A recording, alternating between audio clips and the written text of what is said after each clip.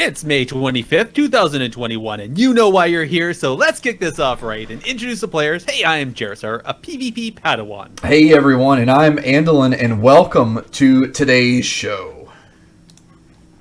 Gerissar, kick us off, tell us about our guest today, and let's start talking, because this is going to be a fun episode. Indeed. I feel like we've upped our game. In fact, we've kind of enhanced it. So, yeah, Jibbey, welcome to the show.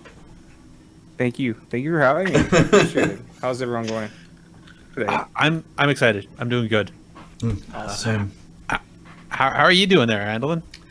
I'm great. I've got a drink here that's got ice, so it drives you nuts, so I couldn't be happier. I think it's a necessity for the show. So, indeed, I have my my good old Canadian beer here as well. And Jibbey, I think you got you got something there to swill back. Yeah, I'm drinking on some brewskis. Unfortunately, I'm not allowed to say what the name is. It probably isn't appropriate, so I'm just gonna sip on it real quick. Okay. Well, while you're sipping on that, well, not you're not sipping. Why don't you tell our fine listeners? Because I know there's some people here actually in the chat room that you brought along from your community, which is awesome. But why don't you tell some of the listeners that maybe don't know who you are, who you are? I am Jibbey. I play World of Warcraft, just like everyone else on this podcast. I mainly PvP. I've been playing this game for roughly too long. 13, 14 years. I've been playing. I started off in private servers, actually. It's kind of crazy because, yes, I didn't really have access to, my mom's credit card, and I was forced to find other ways to play the game. And for the most part, I've started in like probably late Wrath of Lich King. Traversed to the different class options. Played Paladin for a little bit, tanked ICC, transitioning into Cataclysm. I picked up a Rogue. I was like, that's lame. And then I played Warrior for a little bit. Yeah. And when I say a little bit, I mean I played Warrior for 6 years on Cataclysm private servers. And that's boy. When I had a very interesting transition. I picked up the Cataclysm Enhancement Shaman, and I stuck with it till today. Nice. I transitioned to retail roughly around beginning of Legion. Okay. Kind of on and off. Played it at the beginning of Legion, then played at the end of Legion, and then pretty much the entire BFA. And here we are, Shadowlands. It's taking too long, unfortunately. 9 months into Shadowlands. Yeah, has it really been that long? My goodness. It doesn't seem like it. Well, I find that interesting you say that after you played private servers for 6 years. Well, when you enjoy the content, I guess it doesn't really matter. Yeah. And with Shadowlands, it's kind of stale, unfortunately. Yeah, no, I hear you. Yeah. So you switched over. So you obviously you stuck with melee and that, and you're obviously enjoying the enhancement side of the shaman class, if I remember correctly.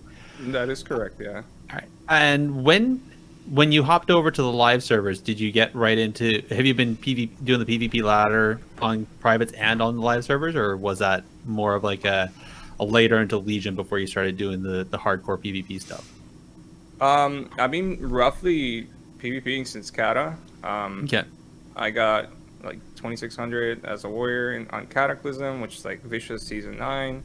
And I guess I've been just casually PvPing after that, all the way up until BFA. I haven't really made a push for Gladiator. I've been just sticking with arenas, pushing freeze, pushing truce, 2100, 2400, but never really actually got my first Gladiator title until last season, unfortunately.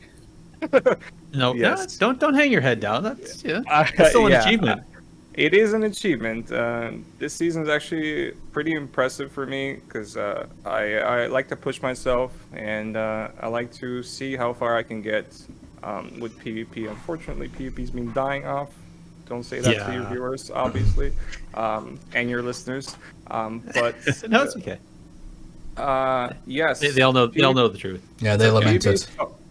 PvP is fun, and I actually look forward to talking about Enhancement because Enhancement, this expansion, is promising? Question mark. But it definitely brings a lot to the table as opposed to, I guess, BFA.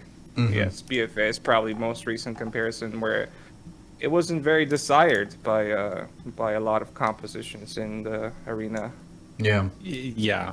No. Yeah. There was a number of specs that were the redheaded stepchild in BFA. The or black PvP. sheep. Yes. Indeed.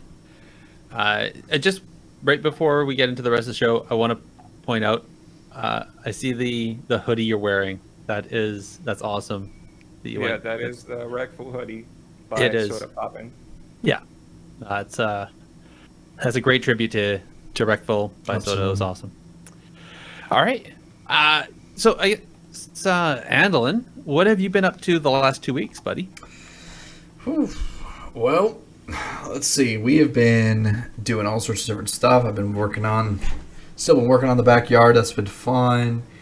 And I've actually been playing a lot of Overwatch with the Burning Crusade / Classic now. So we've I hate having to admit this, but we decided that we weren't going to have enough time to level the characters that we're going to play into TBC. So we ended up getting to level 38-ish. And then just using, because we've farmed so much gold and we're not using the gold in retail for anything. We bought WoW tokens and utilized the boost, which, again, I'm not proud of this. I'm only chuckling because I relate to this so heavily. I'm not proud of this. So I want to point out when TBC pre-patch launched, I will be hashtag boosted. Yes. Yeah. You're not the only one that did that because the NA token jumped 30,000 gold. Yes, that's correct. But I didn't really care because it's like, okay, whatever. We'll just spend it. It's not like it's just burning a hole in my bank. So, yeah, it's not like you're collecting interest on it. No. Yeah. All right. So you've been playing pre-patch, have you? Yeah, if only I could invest it into the Dogecoin. But anyway, I've been playing the pre-patch a little bit. We've been going on PvP frenzies and linking up with people and saying, hey, guess what? We're going to kill everybody we see. And they're like, sick. So nice. It's been a lot of fun. PvC is really good for that. Yeah. Yeah. PvC actually promotes PvP more than any other expansion. Yeah. Looking forward to it. Have you run into any people with like tier 3 gear and just? Yeah, we did manage to kill a tier 3 hunter. It took 3 of us at level 58, which I think is pretty good. Wow, that is. I don't think he was very good, but that also made me wonder, how did you get tier 3, brother? So I don't know. Nah. But that's okay. 40-person raid carries. All right, Jibbey, what have you been actually up to these last couple weeks? Well, the season is, I guess, coming to its end, hopefully soon. Is it? I mean, we can only hope for it. I actually did jump on the TBC hype. I was like, you know what? Now or never. It's probably the best time to relive this experience. Because I only really watched people play TBC. I never actually played it myself. I was always the one kid that gets to watch older kids play video games. So I only watched the older kids play TBC. I never really played it myself, but I know that a lot of people refer to it as peak PvP. So I guess I have to try it out myself. So just like everyone else, swipe my card. No, I'm just kidding. I bought a bunch of tokens and I went and bought TBC, bought the deluxe edition. All right. And made a shaman, boosted a shaman, 58. Did my my Dark Moon, or not Dark Moon, did my Portal pre-patch event. Jumped into two battlegrounds, and I was like, okay, this feels very strange. everyone else is doing a lot better than me. Why is that the case? And then I realized, listen, there's a lot of abilities to learn on this expansion. Yeah. So I bought a brand new mouse just for that kind of sake, actually, because I was like, I don't have enough binds because there's 15 totems. That's not Yep. the case anymore. That's not the case anymore for shamans. Mm-hmm. And Oh. yeah, I've been PvPing for a little bit, but now I'm just like sitting here. I'm like, is it really worth it to be doing all this, or should I just wait until TBC? And I think I'm gonna wait it out. On retail, I've been just doing like viewer arenas, trying to help people get certain rating, get like Oh, that's nice. 1600, 1800. I do this on my stream all the time because there's nothing else to do currently, unfortunately. I am leveling a warrior because I'm trying to get back to that. Mm-hmm. Okay. But we're just currently on life support when it comes to retail, unfortunately. That's a good way to put it. Yeah, I definitely identify it there. I think life support is fitting. Yeah. No, I think I feel like there's nothing new that's going to happen currently, but that the devs are definitely trying to get stuff done, because the amount of PTR rollouts that have been happening and updates and changes, they're working to try to get it done to get 9.1 in our hands as soon as possible. I feel that, but unfortunately, yeah. In the meantime, we're where we are, right? But one could argue this is also a dev created problem, because they've generated a lot of systems that make these types of improvements or these types of steps over the top, over complicated. And so when you have to try to balance or start to fine tune, if there's 50,000 knobs on a guitar, it takes more than 2 seconds to tune your guitar. Sure, yeah. That's essentially, I think, the argument there. So, there's reasons for it, but I think some of those also don't hold some water, while some do. So, yeah, I understand they're working and stuff like that too, but I mean, Yeah. here we are. We are, yeah. But I don't, like I said, I don't think they're going to be able to do anything to fix 9.0.5. It's, the fixes are, or I don't know if they're going to be fixes, but whatever changes are actually going to be implemented in 9.1. Yeah, I just hope that the changes are not necessarily just limited to changes in the game. I hope that 9.1 is not another live beta test of their game. I hope that 9.1 is actually a released, like, a well thought out, put together product that we will sub to, Well, stop So- playing TBC and go play PTR. Well, Maybe, we're always trying to yeah. be optimistic here, but we all know how this company has been working for the last few expansions. True. I want to be optimistic. I want to look forward to something, but at the same time, we all know what the problems are with 9.1. I don't play guitar, but I can tell you, if I want to go and play a different character right now, I have to go through multiple hoops and loops and whatnot to get to the point where I can enjoy the end game, enjoy the final content, which for me is PvP. So let me twist that to you. Does that, by that same metric, Classic would also be short suited there too, because in order to play an alt in Classic, you had to level it up and grind. It took forever to level in Classic compared to retail.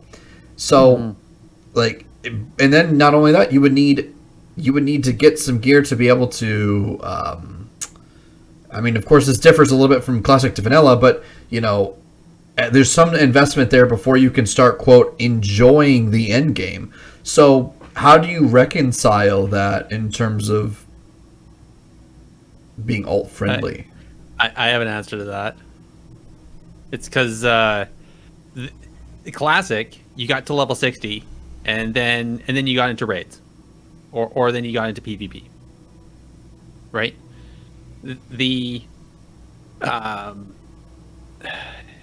Oh, sorry. Yeah, I don't Given know it- what's going on with my And camera. that's just internet connections. You looked it on my end. It's so the in classic or TBC you get to max level and then you gear. In Shadowlands you get to max level and then you have to grind renown and you have to grind your soul ash and you have to grind your other systems and at the same time grind some gear. And some of it comes some of the like the anima comes with the grinding for the gear, the PvP and that. But especially on the PvP side, if you want to have most of the best gear comes from PvP.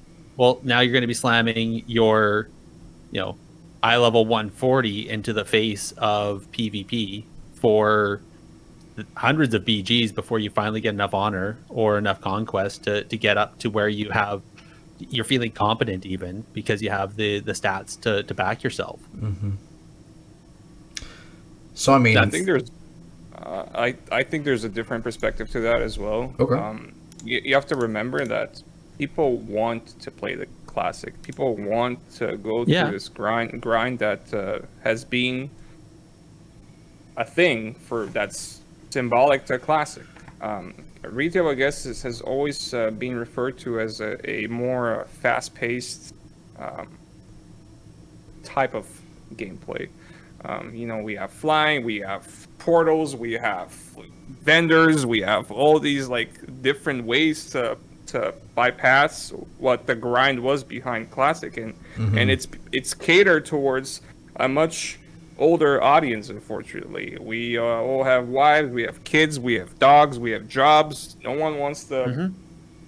I mean, when the people want to go back to that specific grind, they go back to classic.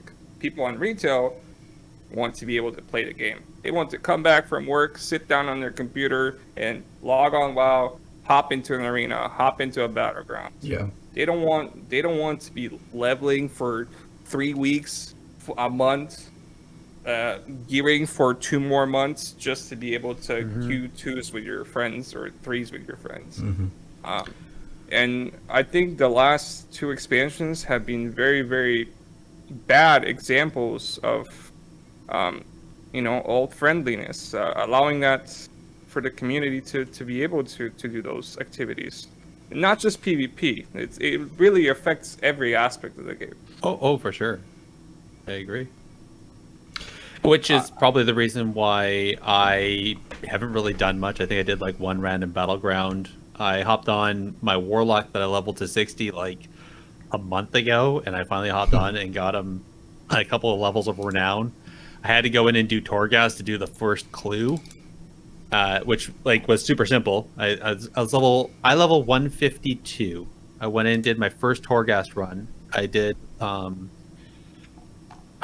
did one of the wings, and I only did level 2 on the wing. And after I was done that, I walked away, and I was just done.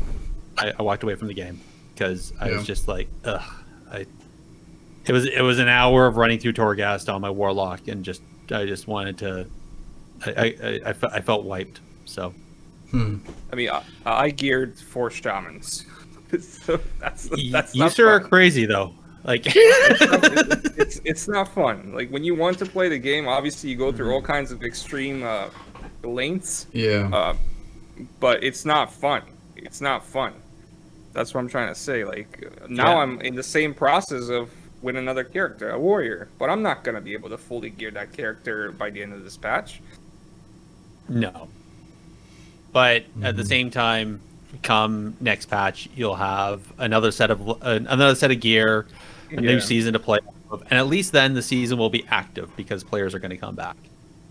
So, I think the difference is the second season is going to be much different than the first season, just because there's going to be less PvEers in there. I think there's still going to be some PvEers, but I think there's definitely going to be less than we saw in the first season here. And I think overall is going to be a little different because now people. It might not be a good thing. If we look at charts and whatnot, the reason why PvP was so active at the beginning of the season is because there was such a big attraction of PvE players trying to obtain their better item levels through PvP. Now, obviously, I mean, people share chart all the time on Twitter, but there was about 40,000 people queuing PvP daily at the start of the season. Now we're down to 3,000. Those numbers are not very encouraging, to say the least. No, but because of those numbers, there was a huge amount of MMR and CR inflation that got people to 3,000 well before the season should have. I agree. Anyway, well, let's turn the page. Let's go on to our segment for Need, Greed, and Pass, and see if we can breathe some personal enjoyment back into this game, at least in some way. For sure. This likely won't be a clean feed. All right. So kick it, Sorry. All right, Gerissar, you've got the Need, Greed, Pass for us, so... Yes. Let's hear it. All right. Okay, so just because we have some new people on the show, some new listeners, I just want to remind everybody that this will be where I'm going to be proposing a scenario to everybody, and everybody can participate. So what's going to happen, I was going to give a scenario with 3 options, and everybody's going to have to need one, greed another, and pass on the last one. So we'll see where this all lies. And again, people at home, you can play along. If you're in chat right now, by all means, give your ideas. And if you're listening in your car later on, by all means, send in your answers to technicallypvp@gmail.com, or find us over on Twitter or any other socials. Yeah. All right. So this one's going to talk about arena PvP healing. So we all know that there's been some concerns about the healing in PvP. How yes, there's burst that you can win by through a little bit of CC and burst through, kill somebody in that burst window while the healer CC'd. But otherwise, healing has been pretty strong. If you aren't able to kill the person, a healer can pretty much bring somebody from 1% to 100 in a couple globals. So that's why we're hearing that there's going to be a lot more Mortal Strike effects coming into 9.1. We're seeing that in a bunch of the PvP talents and some of the reworks are doing.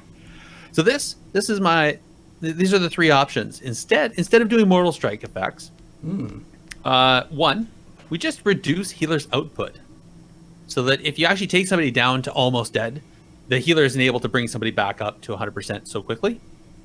But with that, I'm going to give a counterbalance, let the healers have a little bit better mana management, so they can actually not zero mana by 5 minutes without drinking. So a full displace rework, okay? I'm just kidding.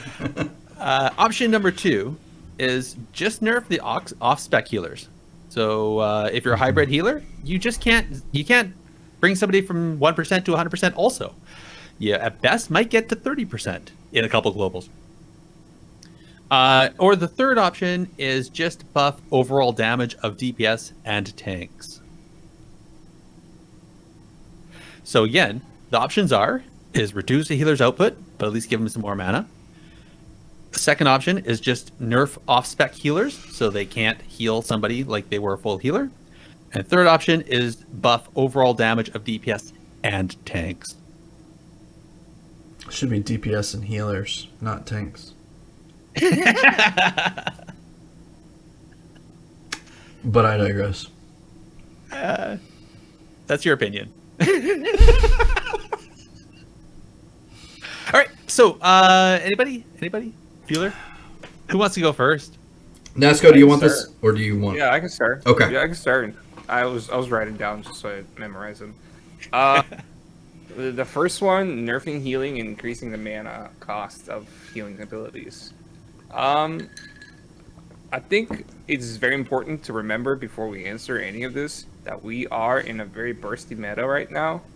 There's a lot of classes that are able to 100 to 0 if set up properly. When I say 100 to 0, it means die in a matter of seconds. Yep. With that being said, nerfing healing, increasing mana costs. Greed, I suppose. A lot of healers have very strong healing potential, but they're also mana hungry. I suppose I don't see a necessity for healers to be nerfed, considering the current meta and the state of PvP. Aspect healers nerf. I am biased to this one because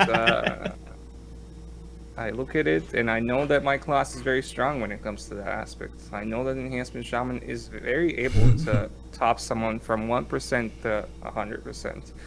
Not just Enhancement. We've noticed, obviously, Retribution Paladins are up there. Feral Druids on a pretty big rise as of recently, actually. Feral Druids, especially Necrolord Feral Druids, are very, very, very capable of keeping up their entire team at pretty much no mana cost. So I think for Aspect healing nerfs, I would say yes. Need. Yes, it is needed. If anything, increasing mana cost to the healing abilities for certain classes, like Feral and Ret obviously could use that treatment. I'm okay personally. Again, I am biased. I'm an Enhancement Shaman. I'm okay if I heal less, but if my healing doesn't cost as much mana. Like if Healing Surge doesn't cost as much mana, I'm totally fine if I can't top off someone from 0 to 100. The problem with Healing Surge and Shaman specifically is that you cast 4 and Shamans are wound. You literally cast 4 Healing Surges and you have 10,000 mana to work with. You're already You're already out of mana. So I'm gonna say need on this one. I think hybrid healing is a very, very important aspect of PvP. A lot of people will look past that. They don't think it's big, but you would be surprised how many games are going into very high dampening percentage just because of how much healing throughput a DPS spec is able to do. And I guess as of buffing DPS and tanks, that's a big pass for me. Yeah. The meta is very bursty. No kidding. The meta is very bursty. I don't think we need more damage. Again, healing is probably one of the biggest problems. That's why a lot of even competitive games go in super high dampening. People just know how to survive. People know how to use the cooldowns properly and to stall the game super long. Tanks already do stupid damage. Like we don't even get me started. Prop pallies are ridiculous. Like Ashen Hall is this gigantic spell that takes up the entire map, and they're off healing at the same time. No, absolutely pass. Big pass on that one. All right. Yeah. I honestly haven't seen any pally tanks in arenas, but I have seen these really weird. They almost look like holy pallies, but they only cast Word of Glory. It's the weirdest thing. And they have a shield on there, but it's the weirdest. Right, yeah. It is the weirdest thing. Like they don't taunt everyone towards them, but they stay by the pillar and they top everyone to full HP. Some of the heal, but they're not a holy spec. It's the weirdest thing. Yeah, they throw like a hammer at some point. Yeah. Yeah, I think there's a bug too. There's a bug too because whenever they use that their steed, it knocks me up in the air. Like, can Blizzard fix this? Yeah. It's something to do with the XYZ axis, I think. Yeah, it's a weird. Must be. Yeah. Jeez. How about you, both Andallyn? your cams what are your choices? are just wanting to go off on me. So that's okay. Yeah. We'll get it fixed up here. So, all right. So I'm going to be a little bit closer to you guys on this one. So I'm going to need on the nerfing of the off spec healing. I think that, Jibbey, you made a good point. Off spec healing is an important part of PvP. And so, with all these types of things and talking in this kind of light, it's important not to take and throw the pendulum across its axes to the other side of the arc. And so we don't want to completely just gut all of that, but we'd like to be able to see where off healing has a better place. But see, I was torn on this one, and the first option of just nerfing the healing, because I think that there's a combination of the first and the last the first and the second that needs to happen, where you are able to have it take significantly more time to top somebody, but at the same time, you want to balance that out to where when someone presses their cooldowns, it's impactful. I think one of the biggest problems in the current game is that a lot of cooldowns are just not impactful. It's like, as a mage, combustion is very, very potent. It's very powerful. But Yeah. I would say it's not impactful because oftentimes it's so easy to shut down, especially if you're playing at a 2K plus level. Your combustion's a pawn, not the movement of your bishop or your queen. Does that make sense? So something that Yeah, the bishop is the rogue. that's right. Yes. So I think It's funny because it's true. you want to find. I'd like to see where a lot of these counters, or like direct, just straight black and white shutdowns to cooldowns, they kind of dial back on that. But maybe we should dial in more so on the balance between, like, hey, as a mage, if I'm gonna pop icy veins, there's gonna be big damage that I'm gonna be able to put. This is gonna be my best moment to be able to seize a kill, but I'm not just gonna be able to be completely shut down on it. If that kind of makes sense. So I'd like to see cooldowns be a little bit more impactful, in the sense that there's that balance between the healing reduction but also impactful cooldown. So that's what I would really like to need on, but unfortunately that's what I'm going to be. I'm going to need on. I know. It is what it is. That's why I'm going to tell you what I'm going to need Grid and Pass on. So I'm going to need on the hybrid healing nerf. I'm going to greed on the nerfing of the healers and another hard pass on the damage buff. So You guys are harsh. All right. I'm a nerd, and so I know burst damage is a big thing, but I feel having consistent damage is also just as important for DPS and tanks. So I'm going to need on the buff overall damage so that DPS damage dealers can actually do some consistent overall damage, and it's not how much can you do inside of a 3-second burst window, but you're actually doing good damage all across. And I know there's some specs that can do consistent damage consistently output some consistently put out damage, but I'd like to see that good overall, right? Yeah. And yes, that means that makes sense. Sorry to interrupt. Now that you say that, it does make perfect sense, because when you say something like that, I think back to like Mist of Pandaria state of PvP, where that was the case. Like, everyone had consistent damage. You could tell that people, no matter the class that they're playing, they're doing the exact same damage output. And yes, you have burst windows, and yes, you have setup and kill windows, but everyone can kill anyone at any point. And I think that's what it keeps the state of PvP more active and more entertaining, if anything, rather than currently we have this insane burst meta, and then no one else is doing anything for the outside of that point. It's like playing Genji. It's like literally like playing chess, waiting for someone to make one mistake, and then you're just 100-0ing someone.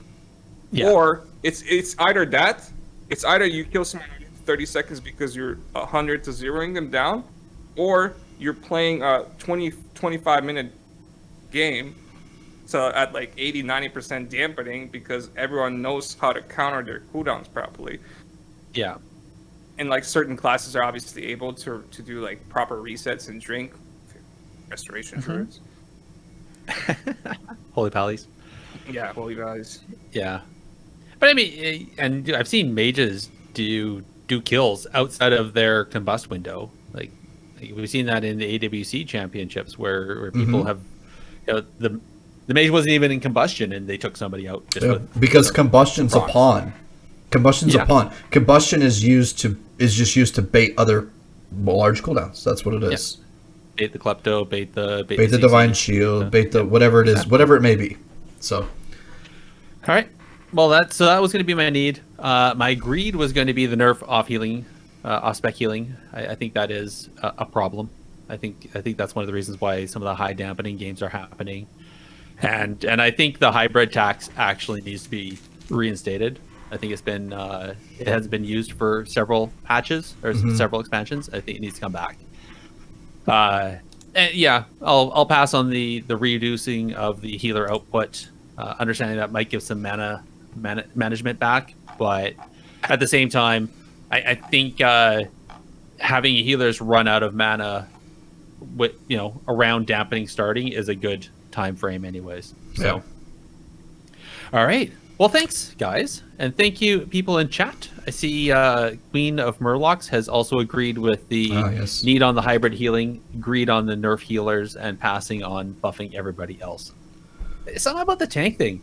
I think that makes people run away from that one. I don't know.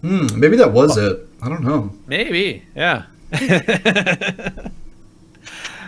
She's not biased at all, being another DPS. All right.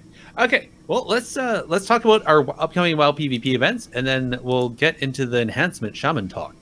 Get in there and fight! Stop hiding! All right. PvP events. PvP events. So we have as you like to say, the boilerplate stuff. So Dalaran Gaming is still hosting his 5v5 1v1s. So always that going on.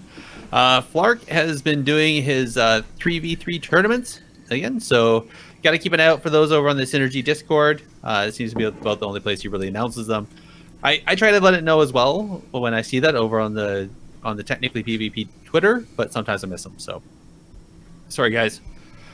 This is a neat one. The Oasis Community Discord started their Keystone Builders Tournament today. So that's going through to the 28th. And so what's going to happen is teams have 2 hours to push a key as high as they can, starting from a +2. Kind of like the Great Push. Yeah. Kind of, yeah. Actually, yeah, and that's another thing. The Great Push actually started. The qualifiers for the Great Push happened. The actual Great Push is going to start next weekend on the 28th. Yeah. Right? This weekend, yeah. Yeah. Oh, sorry, I said next weekend. Yes. It starts on Friday. That one's crazy. Did you see what they're starting as their starting key based on the qualifiers? No. What are they starting? It is pretty nuts. It's pretty nuts. +24. Yeah, it's crazy. Okay, that makes sense. It's nuts. You're right, JV. Yeah. That is a crazy start. Wow. I can't. Yeah.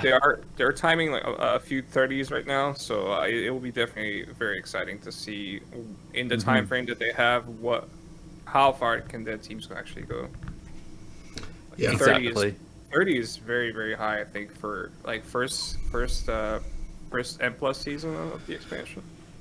I might be wrong. I mean, we obviously went up to 34, 35 or something like that in BFA.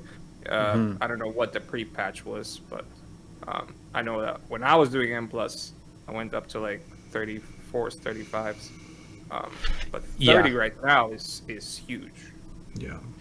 Yes. I think 30 in live is very big. Some of the I don't know what the affixes are that they're doing during the qualifiers, so that's a good question. I don't know what they are. So maybe there's some good push week stuff there, as well. Being on Tournament Realm and having access to all the gear, all the enchantments, and all the legendaries and all the other stuff is also handy. So. I guess what else? So other upcoming events, we have the Method Mayhem NA style is happening on the 29th.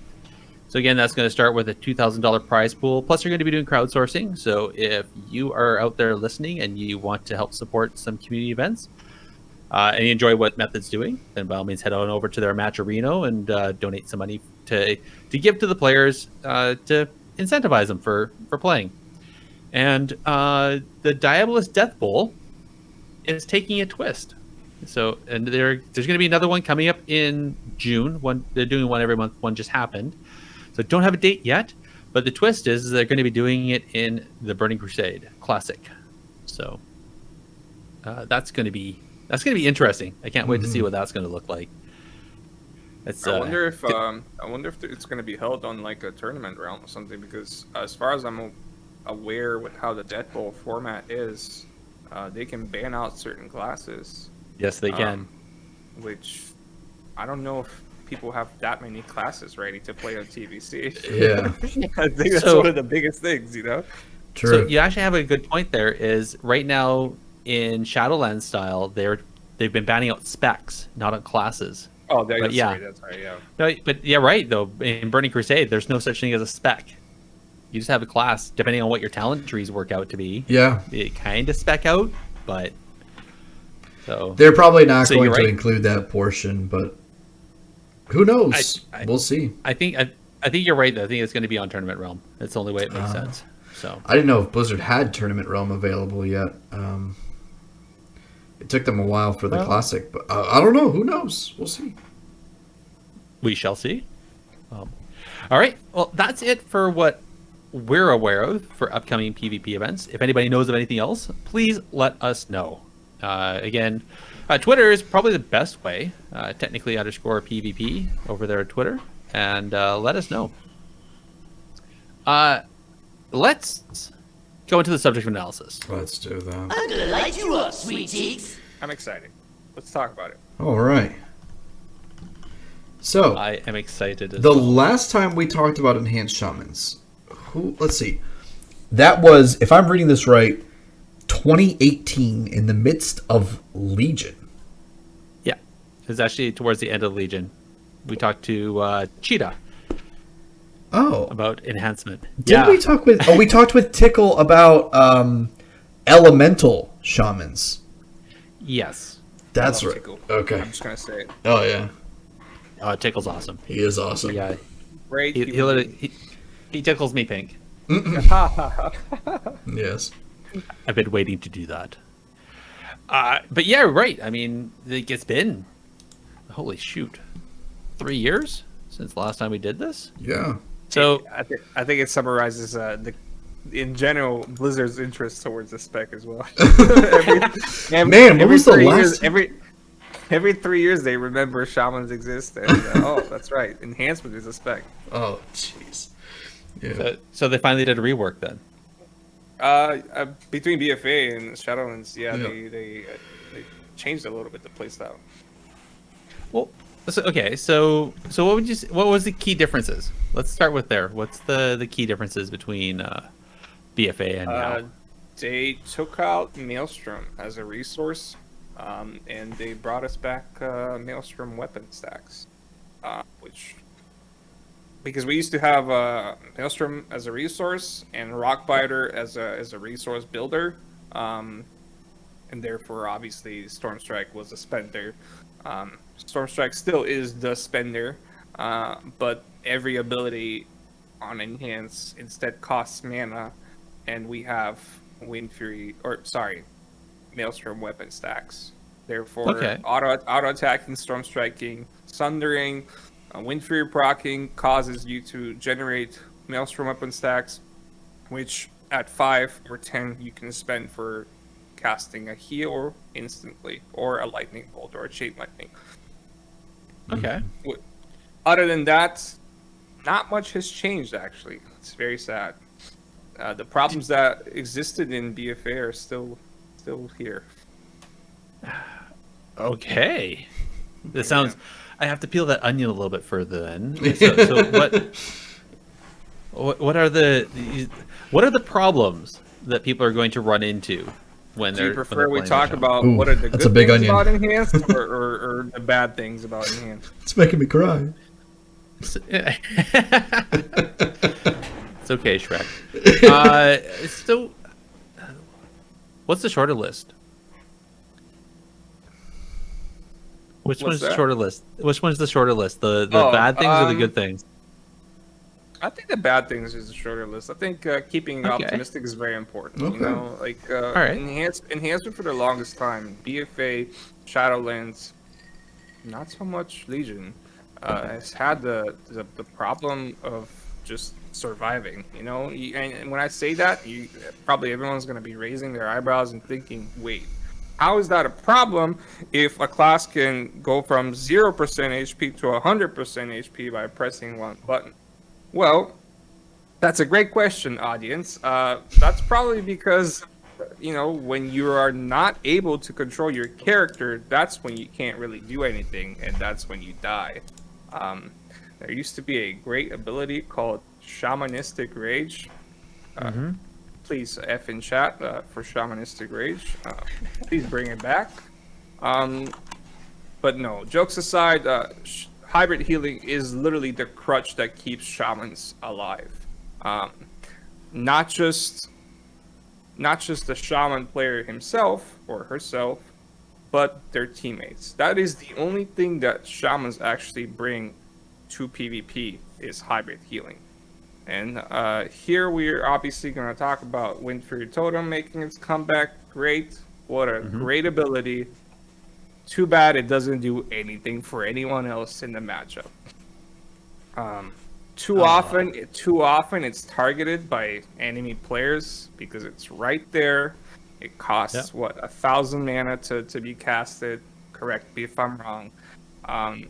People just one tap it. It's dead. The shaman's forced to resummon it, and usually it's literally only used for the shaman's benefit.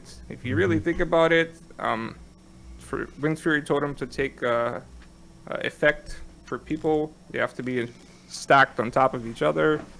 If you're just heroic leaping around, that's obviously this is a turbo scenario. If you're charging to a different person, heroic leaping around, obviously the shaman's not going to be spamming Wind Fury Totem every global cooldown. So still, healing is there, great. Damage is there, great. Damage is very easily shut down, actually. Survivability, shamans don't have any. Outside of Astro Shift, that's our main defensive cooldown. And Nature Guardian, which is a passive talent that we have to spec into. However, every time we play against a priest, we have to spec out of it because mind games exist. So you don't want to be playing Nature's Guardian into a Shadow Priest or Holy Priest or any priest really, because mind games gets cast onto you. Your Nature's Guardian procs once you reach your HP threshold. And you die. And you die. Yep. So really, we only have Nature's Guardian as a major defensive cooldown. Now, when you look at any other melee class, I think that's probably what we're comparing enhancement to, is any other melee class quite potent on the defensive aspect, actually. We have multiple classes with disarms, grapple weapons, whatever you want to refer to them. We have multiple classes with invulnerabilities. Oh, great. Invulnerabilities, yes. Press a button, become immortal for 10 seconds. And we have multiple melee classes that actually bring AoE damage reduction. Like that's big. That's huge.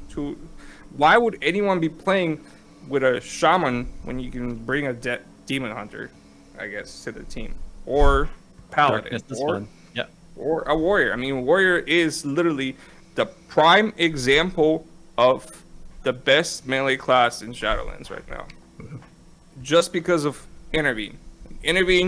What it brings to a team fight, when it brings to a 3 team, it can't be replaced by a healing surge for 30,000 HP. I mean, I'm sure on the meters it looks great, but how many times will a healing surge save you compared to how many times an intervene, which is on a 30-second cooldown, will save you? Yeah. And then, again, you have to keep in mind that with the rework, now that we actually use mana, and we have to manage that as a resource, even I, who've been playing the class for so long, find myself doing math in my head as I'm playing PvP, because I want to make sure that pressing Wind Fury just because someone killed it 2 seconds ago is not going to put me in a situation where I can't heal my teammate that's going to die in 4 seconds from now. That's something to keep in mind. Obviously, when you heal yourself, which costs roughly 2.1 or 2.2k mana at a 10k mana pool. You have to keep under consideration that you might not be able to use your damaging abilities. So you're just going to be running after people or running away from people like a sitting duck because all of your buttons on your action bars are grayed out because you just healed you're yourself. out of mana. Yeah. Yeah. It is crazy. There's a lot of micromanaging. I'm not even used to it, and I've been playing the class for this season alone for 8 months or 9 months. I've been playing Enhanced nonstop. Haven't even looked at the other specs. Wow. Sorry. So Jibbey, Go ahead. what's the mana regen like then? Like, Very slow once you're in combat. So very slow. Like a lot of high-end shamans, enhancement shamans, have to go for drinks. It's crazy. I mean, obviously, very rarely is it possible to do so, but when you cast 3 heals, you might not have enough for a 4th. It's crazy. And obviously, when we talk healing, when we talk hybrid healing, Healing Surge is not only heal. Earth Shield does an insane amount of passive healing. It is extremely ignored, to say the least, because it is proccing a lot. You have 9 stacks of Earth Shield. Every stack heals you for like 1,000, 2,000 potentially per tick. That is a lot of passing healing.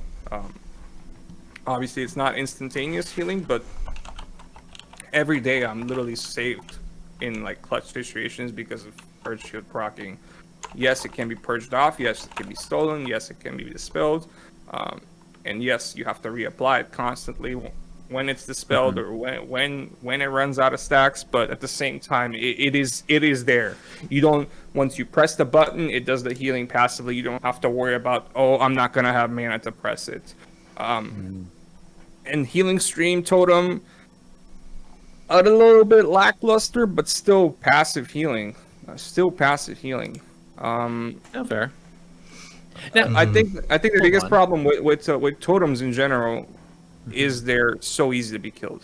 Yeah. That's probably the biggest problem with the nature of shamans in general is that their main I think their iconic aspect of their class is placing those totems.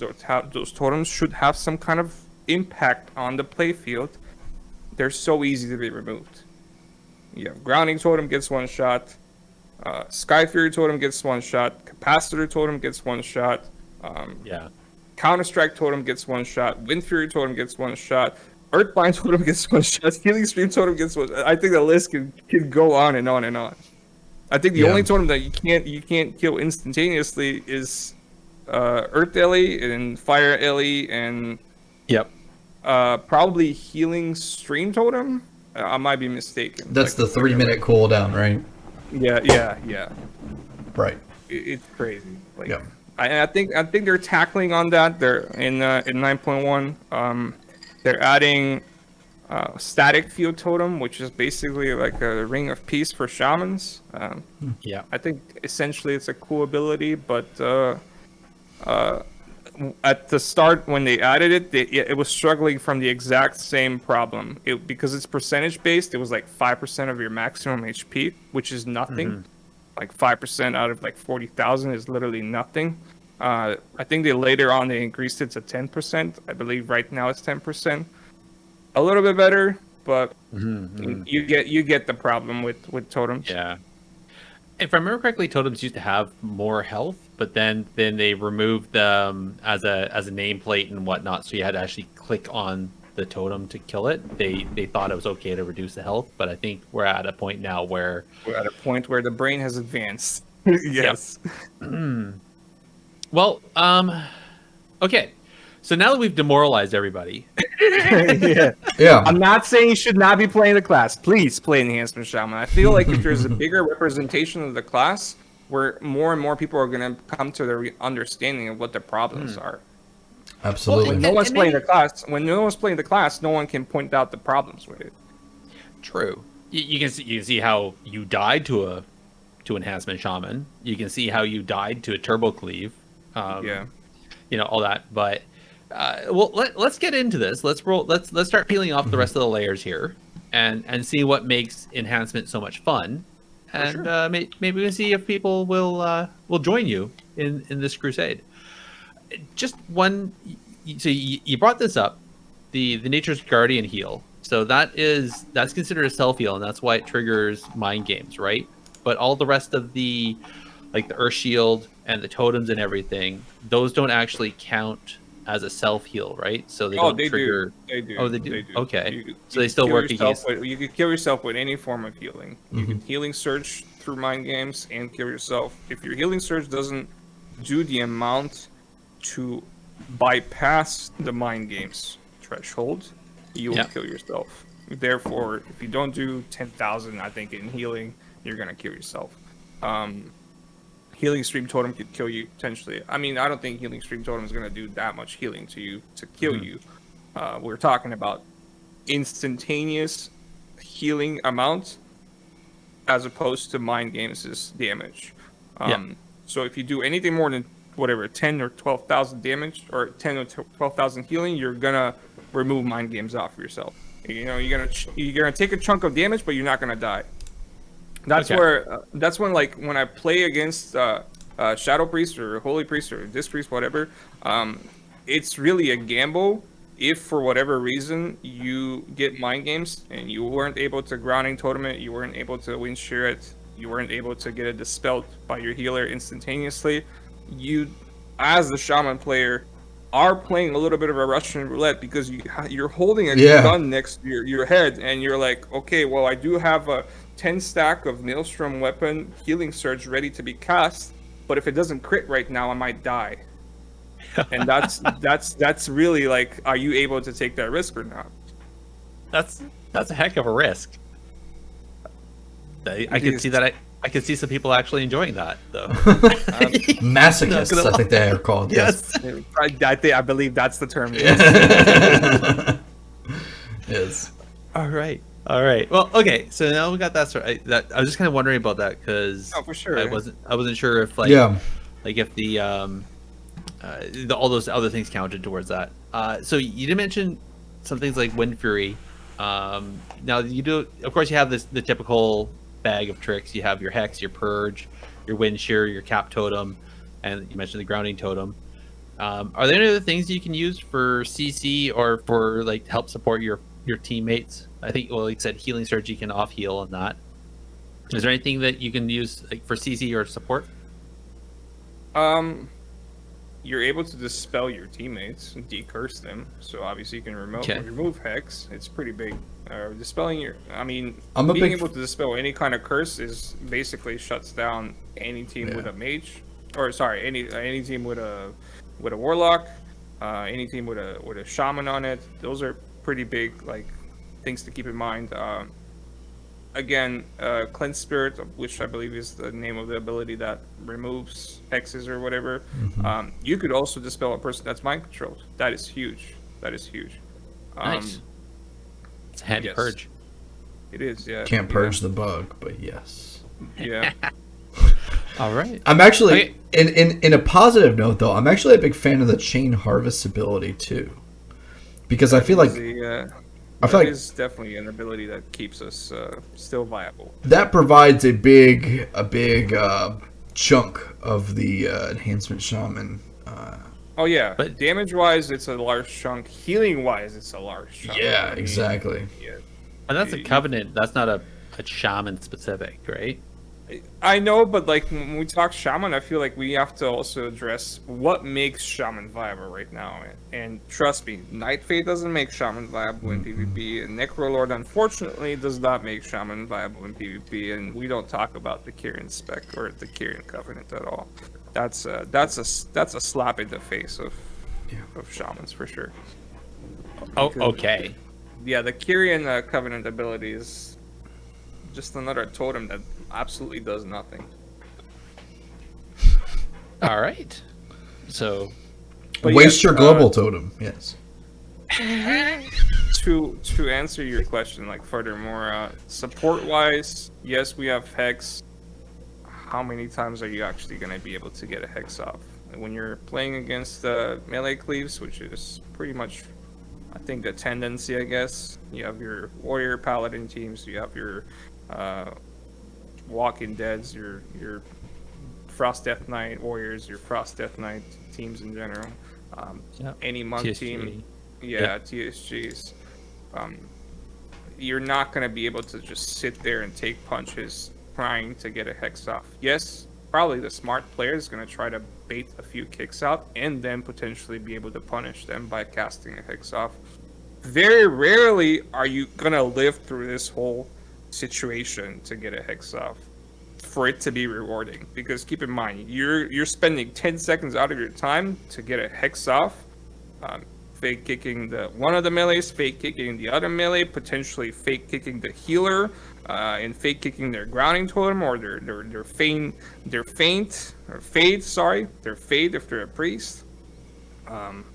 It's a lot. It's a lot to be able to get a form of CC through that has little to no impact in 8 seconds. You can't probably get a proper setup to kill someone in 8 seconds. Yeah, for sure. Wind shear totem, unfortunately, we don't even run that in PvP. That's not an arena cooldown. Because, again, that talent row,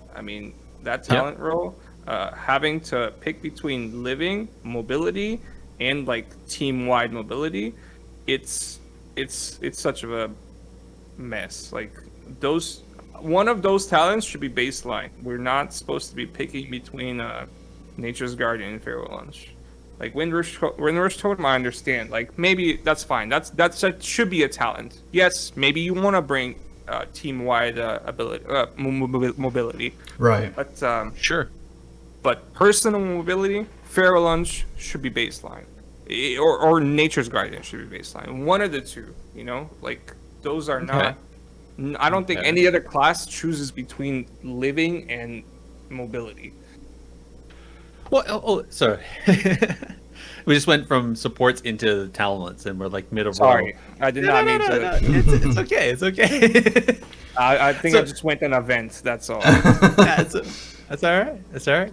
But it's kind of a good lead-in. Why don't we actually look at the talents? We'll go through them all like we normally do, and we'll see what's good and what's bad and what's useless. Yeah, we always have them. So we usually do. Is Andallyn, do you want to take the first row then? Sure, let's start it out. So I'm just going to read you these talents, and then for the listeners, just to kind of be able to get their basis. All right. So our first option from the 15 tier, we have Lashing Flames. So this is a 100-yard range. Lava Lash now increases the damage of Flame Shock on its target by 100% for 20 seconds. Forceful Winds. Wind Fury causes each successful Wind Fury attack within 15 seconds to increase the damage of Wind Fury by 35%, stacking up to 5 times. And lastly, we have Elemental Blast, which costs 2.75% of your base mana on a 12-second cooldown. You harness the raw power of the elements, dealing 140% of your spell power as elemental damage, and increasing your critical strike or haste by 3% or mastery by 5.625% for 10 seconds. So, break this talent tier down for us. This will be a very quick one. Yeah. I think a quick disclaimer while I open my other beer. When we say 100-yard range, and I think that's because WoW has a weird way of phrasing things. That doesn't mean that it makes the abilities 100-yard range. Like, it doesn't make Lava Lash a ranged ability, unfortunately. Oh no. Yes.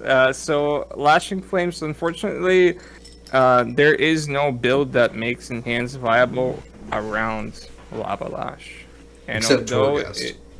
Yes, except Torghast. Torghast, great. It's yes. super Actually, fun in Torghast. I love it. Hitting Lava Lash for 50,000 per hit, it's great. Unfortunately, it doesn't work that way in PvP.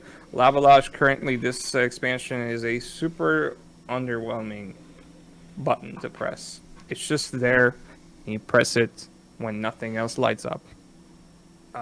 and it doesn't feel rewarding. And even with the damage buff they did to it recently, it still does not feel close to Storm Strike, not even close to the Wind Fury procs that we generate.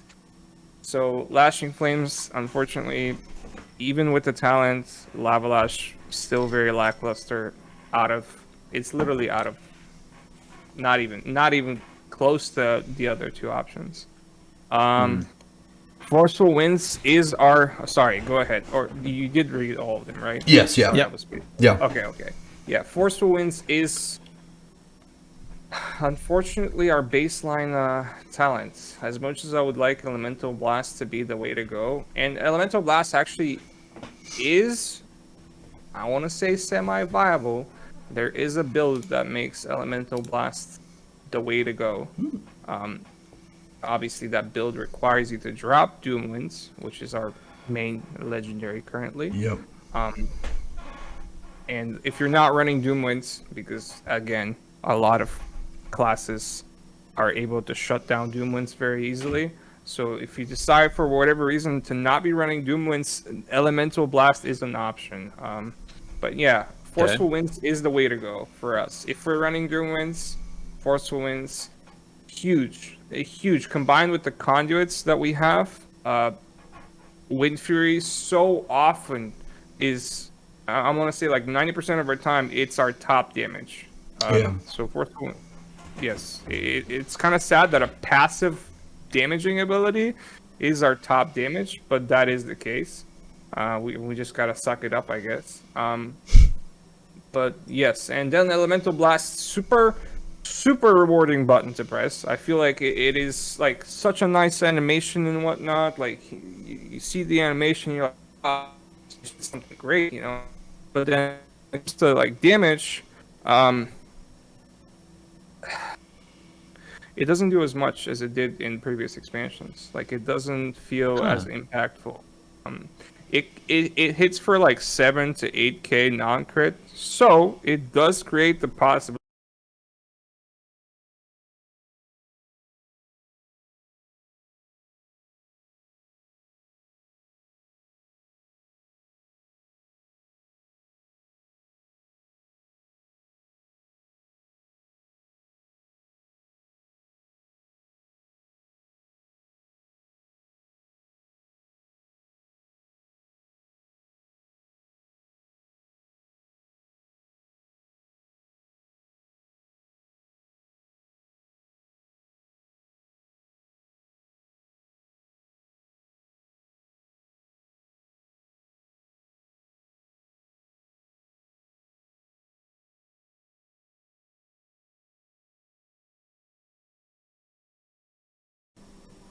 Thing. An extra 5% to mastery is nothing. Yes, it will most likely be, I want to say 100% uptime, because of like how often you're able to press it. On a 12-second cooldown, you can instantly cast it whenever you have Maelstrom, and it's a 10-second buff, so it's almost 100% uptime if you want to be going that route. I've only with over 7,000 arenas played this season. I've only seen 2 Enhancement Shamans play Alley Blast. All right. Yes. All right. I wish it was viable, but I think it probably would be viable if we weren't forced to play Doom Winds as our legendary. All right. We need to stop for a second. I think Andallyn's internet died. So I'm back. I don't know if... We have a confirmation from chat that we're back and good. Okay. Yep. Cool. I figured we were. Right. But yeah. No worries. Yeah. That just kind of. It's so funny. I was just thinking. I was like, I literally was just thinking. I was like, internet's looking good. I was looking at my connectivity, and all of a sudden it just went boom, just bottomed out. And I was like, no. I cursed myself, man. And these cameras are just being a nightmare for you. These cameras are very buggy today. Yeah. So we'll get there. All right. Okay. So yeah, no, I understand what you're saying though. Is that the 3% or the 5% is not.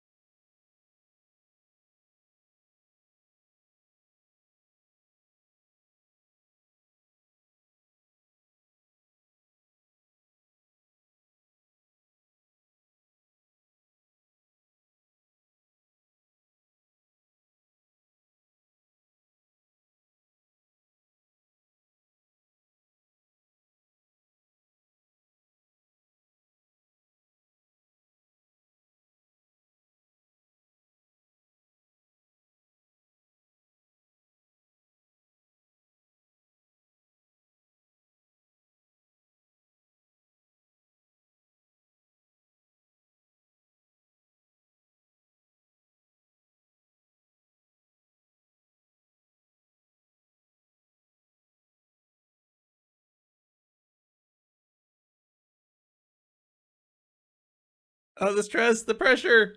Ah, Take your ah. time. Take your time. But take your time. There we go. Okay. Ah, okay. All right. All right, everybody. We're back. We're back. Whew. Awesome. Hey, Oh. can we get a round of applause for Gerissar, No. please? Round of applause for you and for the chat for sticking around for our technical difficulties here. That was awesome. Thank you, everybody, for sticking around with us. Hopefully your internet doesn't go bad. I say that with like irony because my internet always goes bad when I'm streaming, so I know the struggle. Oh, it's I appreciate that, but you're right. It's nothing like technical issues to really make you figure out what you can do and can't do on a fly, right? It's Yeah, under pressure for sure. Yep. that's okay. All right. Here. Where are we at? Okay. So we're doing no dot frames either. Okay. Wow. My wife apparently isn't watching any YouTube or any Netflix on the TV. That's a good sign. It's a good sign. Don't jinx it. Don't jinx it. Uh, now, now I did. Yeah. All right. Okay. Where were we at? Chat. Where were we We at? were talking. We were talking about the second row of talents That's at right. level 25. That is And right. we were addressing how great Storm Flurry is because really it is the only option that we have, unfortunately. Hot Hand. I mean, I go back to this again, but if Lava Lash was an ability worth pressing, and if it would even show up on your details breakdown, details or recount or whatever you might be using, if it would even show up past the bottom two lines, Hot Hand would be a really nice talent to spec into. Um, there is a Torghast power that allows you to actually run Hot Hand if you're not spec'd into it already. It lets you pick Hot Hand, and it's very very nice. Let me tell you, when I run Torghast, which is very rarely, I don't think I've ran Torghast in 2 months, but when I do run Torghast and I get that power, it's very very nice to get procs for Lava Lash, which is what Hot Hand does. It basically gives you a chance to reduce the cooldown instantaneously, proccing it, doing 100% more damage. So it is nice. It is nice to have more than one button flashing on your action bar. Let me tell you that. That's horrible. No, it's great. It's great because normally it's Stormbringer proccing, aka resetting the cooldown of Storm Strike. And that's the only button that will ever be flashing on our action bar. So yes, I mean, That's unfortunately, for the last two expansions, Enhancement Shaman has been heavily based on Storm Strike, and that's our main Maelstrom or whatever you want to call it spender ability. So it's always going to be what we prioritize to enhance the damage of. I see what we did there. Yeah. Well, that is unfortunate because that nothing's worse than having a talent tree full of options and not really actually having options. Because so I think we're also talking. I'm not sure if this was caught or not. So the Ice Strike talent looks enticing, but then you kind of read into it and it looks a bit more of a trap. You said you were trying it a little bit on beta for a bit, but When I played around with it on beta, I was like, wow, having like an extra slow feels nice to our kit. mhm. Because outside of constantly spamming frost shock, um, which is like the way to actually slow people as enhancement, or Earthbind Totem, which again could be killed. Once it's killed, its duration expires. You're no longer slowing the person. So your only way to connect to your target outside of Frost Shock and Earthbind is Feral Lunge. If you're not spec'd into Feral Lunge, which is our charge ability, then you're just wheelchair, woo, back to the person. Um, so Ice Strike felt kind of nice until you realize that it doesn't really do anything for you damage wise. Like the damage that it does is not impressive. Uh, you did point out that 3% of base mana is a lot for what it does, which is almost nothing.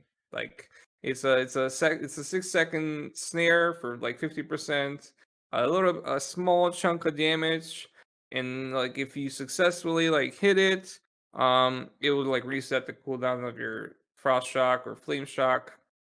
We're not a shock based spec, unfortunately.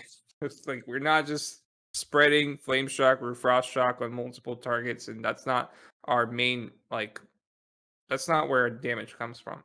So it Fair. does nothing for us.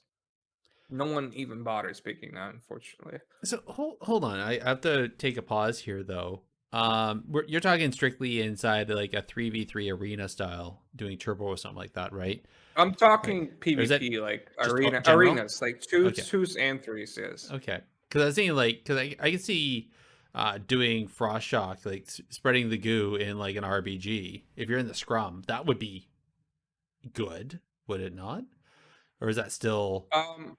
I think what you're referring to is nice, but I think Hailstorm, which is the level 35 row, Mhm. that's what actually would be spreading the frost shock around. That's really nice. Being able to AoE slow people is nice. Mhm. Um, and Hailstorm provides that option. Uh, we could talk about it more once we get to that row if you want. Yeah. Um, there are situations where you would actually be picking that talent as opposed to Ice Strike, unfortunately. All right. So basically, Storm Flurry, set it and forget it. All right. Next row, we got the famed Spirit Wolf, where while as Ghost Wolf, you move a little bit faster, and you this one you take 5% damage reduction every second, up stacking 4 times, so up to a 20% damage reduction. That's handy. You got Earth Shield, which is one you're talking about, where you got the little the floating turd hand, and you kind of get a passive healing, right? Yeah. What did you call it? The floating turd, like a little Oh turd yeah, floating yeah. around The you. float. Yeah, yeah, yeah, yeah. That's right. That's right. Yeah, that's Yeah. exactly the one. Yeah, and then static charge. So that's where on a 1 minute cooldown, you reduce the cooldown of Capacitor Totem by 5 seconds for each enemy it stuns, up to a maximum reduction of 20 seconds. So, but at best, you're going to be. I mean, if you're really lucky, you could stun 3 people in a 3v3. If you're in a scrum in an RBG, you could totally get the 20-second reduction. But so hey, that could be kind of handy, you know. Yeah, so static charge, in my opinion, and I've picked that talent in Mm-hmm. BFA, was a decent option in Mythic Plus. Um, it does work for all kinds of enemies. It's not just enemy players. Um, so I guess you could make the most out of it if you want to play against Demonology Warlocks or Beastmastery Hunters or Oh yeah. Windwalker Monks. Um, it was good in Mythic Plus because it allows you to chain pull big packs while being able to AoE stun consistently, like on a very short cooldown. Um, it's a situational pick. Unfortunately, in PvP, it doesn't have a lot of application, mostly because of the way capacitor totem actually works. Before it goes off, half of the people that have a brain in their heads are probably gonna kill capacitor totem. Yeah. That may sound Or step outside of it. yeah, or step outside of it. And I Mhm. don't mean to be offending anyone that does not have a brain in their head. I'm pretty sure everyone has a brain in their head. So chances are capacitor totem will very rarely go off, let alone hit more than one person. Mhm. Spirit Wolf is a great PvE option. I don't think it really has a good application in PvP. And it comes down to, again, Earth Shield being such a great option. Tackling again on the subject of enhancement being squishy, um, Earth Shield is the way to go. I mean, the passive healing, you can't replace that. Yes, like Mhm. having the extra mobility from Spirit Wolf is nice, but again, it does take some time to generate those 4 stacks, um, uh, where you could actually make the most out of that passive talent. Um, and you're not Okay. walk when you go into Spirit Wolf, you have to keep in mind Ghost Wolf. When you go into Ghost Wolf as a shaman in PvP, unless you're traversing a very long range carrying a flag. I mean, I guess that would be a good time to have that. But if you're in the arena and you're going into Ghost Wolf, chances are you're trying to close a very narrow gap between yourself and the other person, and you're just trying to get to them. Um, that's when you'll be Ghost Wolfing. So Okay. Spirit Wolf passive talent doesn't apply to at its maximum potential unless you're in Ghost Wolf for, I think it's like 6, 7, 8 seconds, something like that, a total amount. Okay. Huh. All right. Well, okay. That sucks. I mean, I can kind of see it, like if you're being trained often, like if you want to do the 500 series around one of the Yeah, of pillars. course, of course, of course. Yeah, if you want to be But Indy yeah, 500, yeah, but yeah, I get. I can see. Yeah, I see what you're saying though. Is that Earth Shield is just overall more is more dependable, right? yep. Okay, next year, so we got Elemental Assault. So Storm Strike damage is increased by 15%, bonus since you're using it so often. And Storm Strike now generates 1 stack of Maelstrom Weapon, bonus because you're using it more. Hailstorm, which you talked about. Uh, each stack of Maelstrom Weapon consumed increases the damage of your next Frost Shock by 15% and causes it to hit an additional target per Maelstrom Weapon stack consumed. Okay. So if you have a 10 stack and you're in the middle of an RPG scrum, you just hit every single buddy out in front of you, right? And the Fire Nova is a instant cast, 15-second cooldown, 5.5% base mana. What the moly? All right, so this erupts a burst of fiery damage from all targets affected with your flame shock, dealing 42% of your attack power as fire damage, up to 6 targets within 8 yards of your flame shock targets. Okay, that's PvE. That just screams PvE. There was a great time where Fire Nova was a nice ability, and it felt rewarding pressing it. That was, I believe, that was 11 years ago when Miss Pandera was. Yes, That's Fire Nova used to be a great ability. Now now it might as well be like if I could take my pen and just scratch it off of my talent tree because I don't even see it. When I look at my talent tree and I like swap my talents around for whatever circumstance, I don't mm-hmm. see that. I don't see that row at all, or that column. Um, yes, Elemental Assault is great. Jumping back to Storm Strike is the greatest ability of all time, and you should be pressing it every time it lights up on your bar. Yes, Elemental Assault increases the damage of it. 15% doesn't seem like it's a lot, but it's a consistent DPS increase.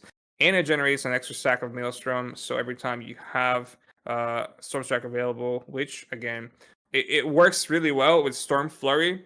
Storm Flurry can reset the cooldown. It could chain off of itself. Elemental Assault gives you an extra stack of Maelstrom weapon.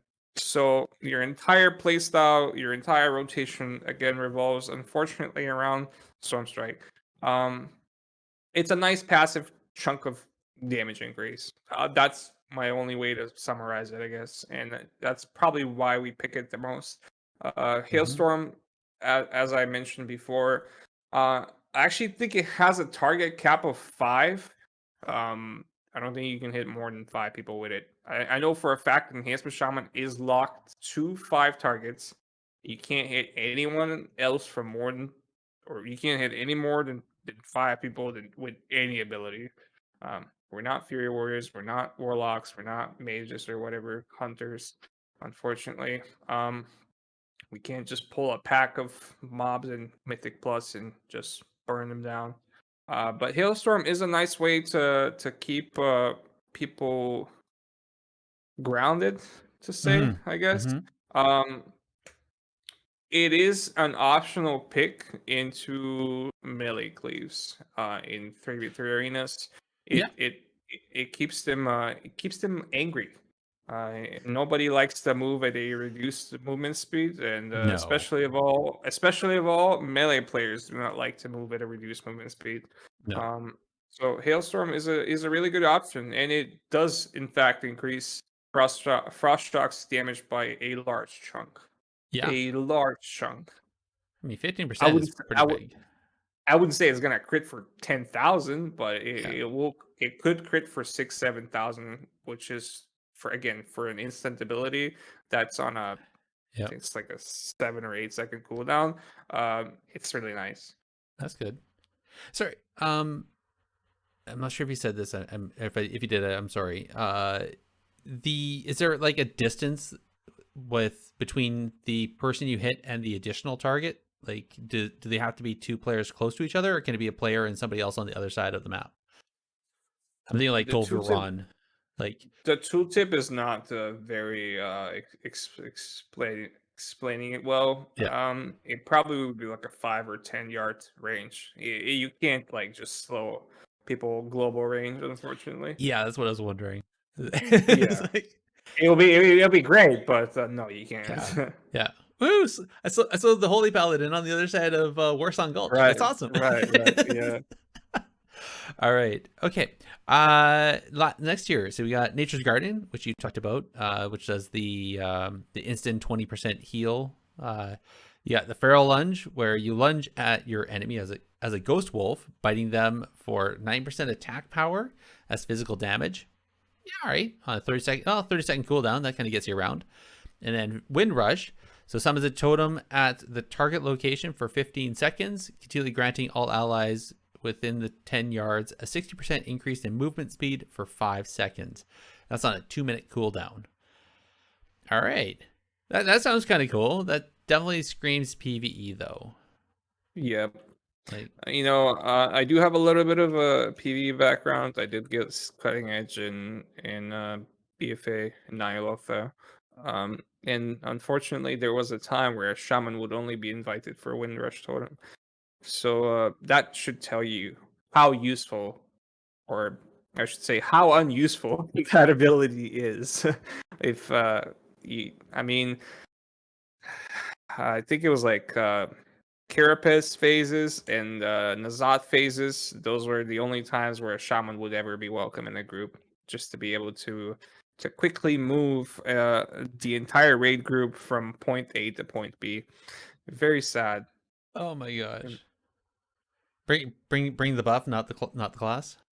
Yeah, I mean, pretty much, yes. That's why, unfortunately, with raiding, I know this is technically PvP, but with raiding, a few of the melee classes only get a spot because of what they bring for the entire raid group. You Well, have your Demon Hunters, your monks, you have your Wind Fury Totem class. Yeah. I was gonna say, granted, we do cover some of the MDI stuff, the mythic tournaments in that, and I can definitely see that being a reason why to bring an LE shaman or an enhancement shaman is to get people through the dungeon faster. So, all right. So next year you got your. So hold on. So if you're not picking Nature's Guardian because there's a priest on the other team and you don't want to kill yourself on mind games, what do you pick then? Just Feral Lunge? Lunge. Yeah, okay. It's the way to go. It's such a rewarding ability to have too. I personally haven't even. I pick it every other game basically because every other game has a priest in it. But I pick it into like something like Beast Mastery Hunter because how good they are at kiting. And if you want to connect to Beast Mastery Hunter, you need to be running Feral Lunge. I still can't get used to having it. You know, I can't get used to having it because it's a talent that I'm forced to spec into. So when I do have it, I don't even have the memory, the muscle memory to press it sometimes. Yeah, I feel you. So like I find myself chasing a target when I'm like, why am I not charging to them? Why am I not lunging to them? Like I have the option. Like why am I not doing it? So basically, you literally only go Feral Lunge to not be Nature's Guardian against priest teams, but it's still a great ability. It's just it comes back to those two they should not be talents. One of them should not be a talent for sure. And it's ironic. I just noticed that Nature's Guardian's cooldown, internal cooldown, is 45 seconds. That's exactly the cooldown of mind games, and that should tell you the sad reality that shaman players are facing when It's they like see it a was priest. designed that way. Yep. All right. Next year, you got your Crashing Storm. So, Crash Lightning also electrifies the ground, leaving an electric field behind, which damages enemies within it for some mathematical formula I'm not going to say, as they damage over 6 seconds. Stormkeeper. This is a 1 minute cooldown on a minute and a half or a second and a half cast. You charge yourself with lightning, causing your next two chain lightnings to deal 300% more damage as and be instant cast. Sounds fun. And Sundering, 6% of your base mana on a 40-second cooldown, but instant cast, and it shatters a line of earth in front of you with your main hand weapon, causing 140% of attack power as flame strike damage and incapacitating any enemy hit for 2 seconds. Now, the neat part there is that you need a melee weapon, so if you get disarmed, you're kind of screwed on that one for a while, right? Okay. Yep. Okay. And it could also be sorry. parried and dodged and whatnot, so you can't even like if a monk is Fist of Furying you, like Yeah. punching ability, you can't interrupt that because they might parry it, they might block it or whatever it is they're doing while they're casting Fist of Fury. Oh, no way. So it has to count as a Yep. successful main weapon hit before it will actually go off. Yep. Oh, that's balls. So a rogue can evasion it too, Ren. Yes. So a lot of the cases where I'm facing Windwalker monks, I find myself having to, I guess, kind of play around Fist of Fury, and I guess prepare myself to press Capacitor Totem, because Capacitor Totem is the only way that you will guaranteely stop Fist of Fury from going through and punching your entire team, because they like to cleave people down. That's what Windwalker monks do. They cleave people down. Yeah. And unfortunately, I can't always rely on Sunder to be my go-to form of CC. It's not even a form of CC because it's not a direct stun. It's an egg cap. It's stupid, but it's a nice chunk of damage. I mean, it intercepts the enemy from doing whatever it is they're doing. You could use it as an interrupt. I think that's probably one of the reasons why it's the most desired option. It is considered an interrupt. Okay. It doesn't like lock you down from your school or like the magic school that you're using. It just stops you from casting. Yeah, but it saves you some time. Yeah, it's an in-cap. Okay.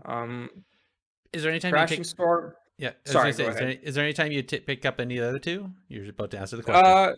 Yes.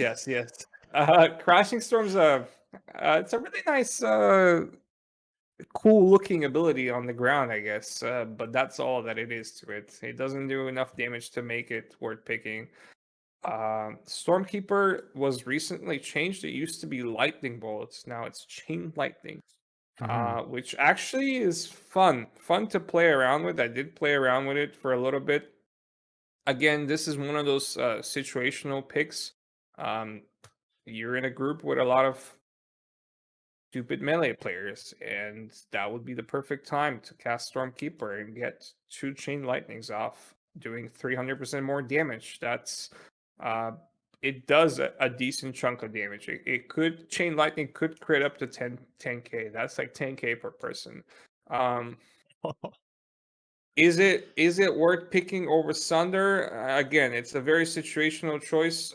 As I said before, it used to be Lightning Bolt, so it did kind of have a better synergy with the Necrolord Covenant as opposed to now, because the Covenant Necrolords. Well, we can talk about it later if you want, but it Primordial Wave increases the damage of Lightning Bolts, and Stormkeeper increases the damage of Lightning Bolt.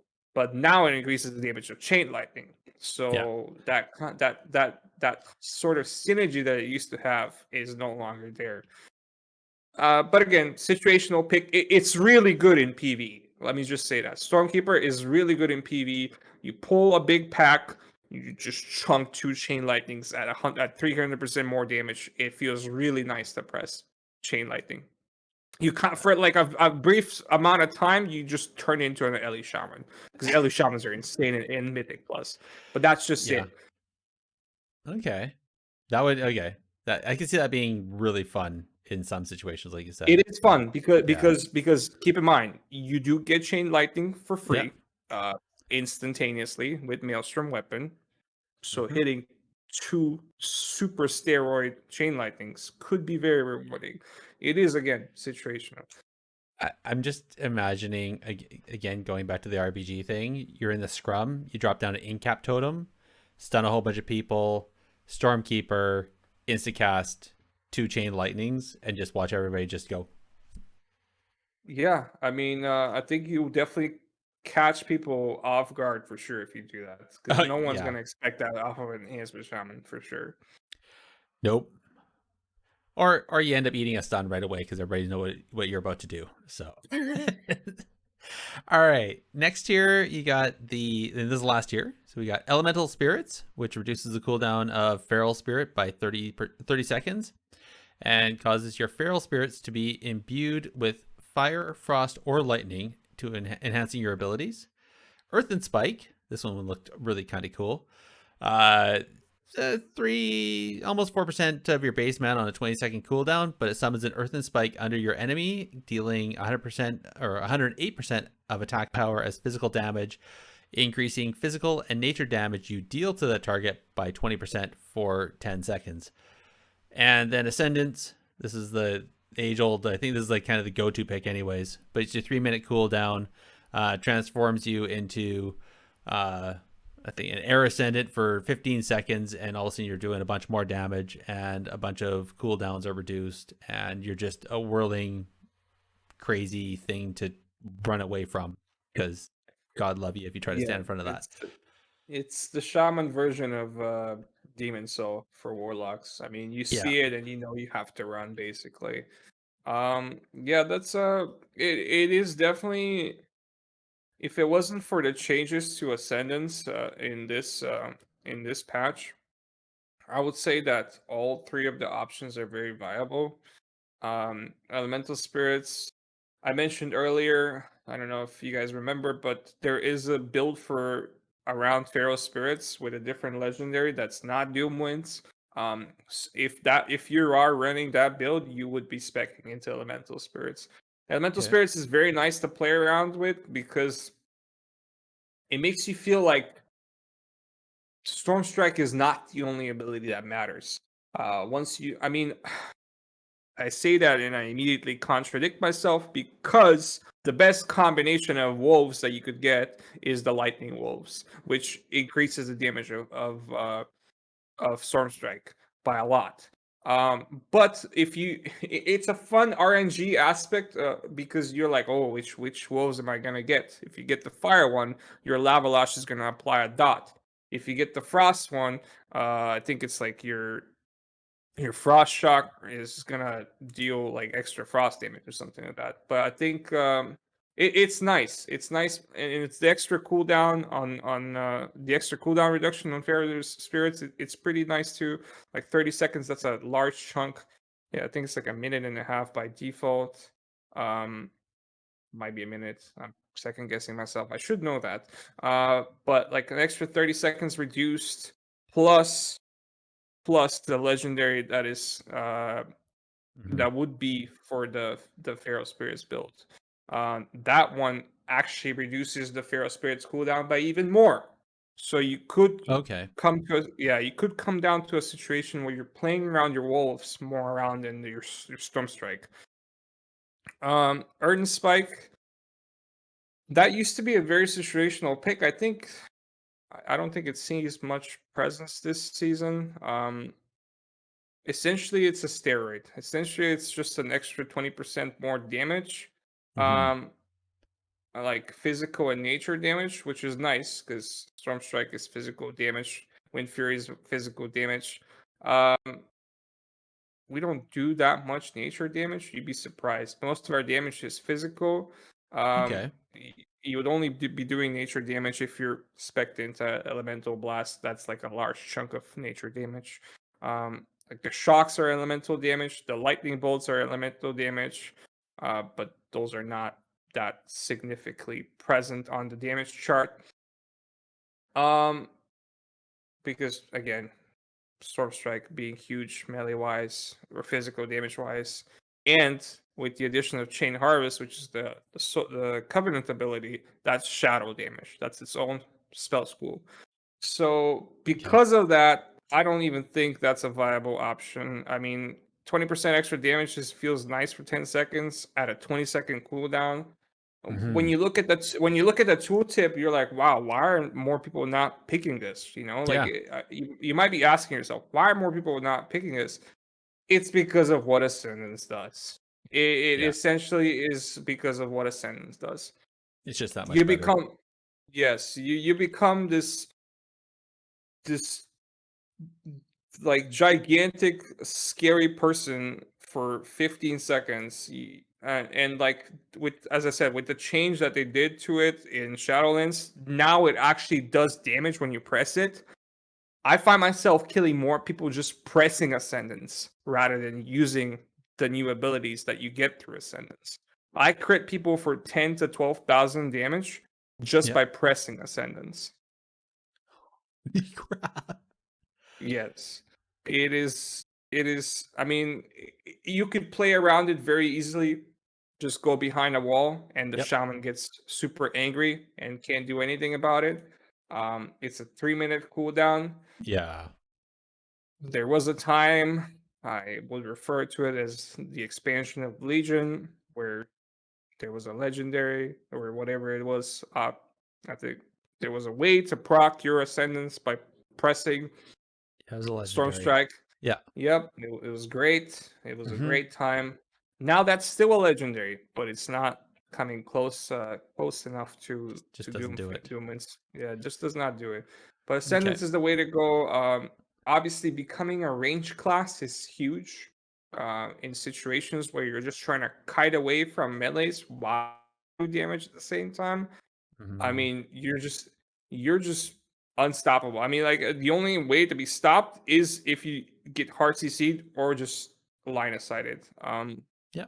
In the meantime, you can just dish out damage, generate Maelstrom weapon, be able to heal yourself and your teammates. I mean, it's so good. I don't think the other ones come close to it, unfortunately. All right. Well, that I really I appreciate your descriptions, like just how you've gone through all that. It Oh, I can sorry if see I'm it. No, taking too no, much no, of no, your no, time. no. You know, Oh no, I'll give you all the time. I, well, I'll give you as much time as I can. I guess I will give you all the time. I do have to go to bed eventually, but you know, just I love the information. And I love how you're going through all that. All right. So basically, so we have the talents. We've gone through them. So essentially, so you're gonna want forceful winds. Elemental blast is kind of nice, but pretty much forceful winds is it. Storm flurry, that's about it. Pretty much only earth shield. Pretty much only elemental assault. Hailstorm is kind of fun though sometimes. Nature's guardian, unless it's a priest or a BM hunter, then it's feral lunge. And then pretty much Stormkeeper and Ascendants. Although I think, what was it? You said Stormkeeper is also kind of fun if you want to play around with it, but you're safe. Yeah. You're safer with. You're just as Yeah. safe with Sundering. Again, being aware that you have to land the hit. So if anybody is evasioned or parried, It is a skill or, shot. Yeah, yeah, it is a skill shot. You could probably miss it too. I miss it so often. I get so mad at myself when I miss it. I'm like, that didn't hit. It's a straight line, Yeah. but like it just barely doesn't connect to the target. Oh, I hate those. It's anyway, okay. All right. So we got that. And then of course we always have the 3 PvP talents we can pick. So there's quite an array here. You got your Counter Strike totem, your ethereal form, the grounding totem, purifying waters, ride the lightning, shamanism, Sky Fury totem, spectral recovery, swelling waves, and thunder charge.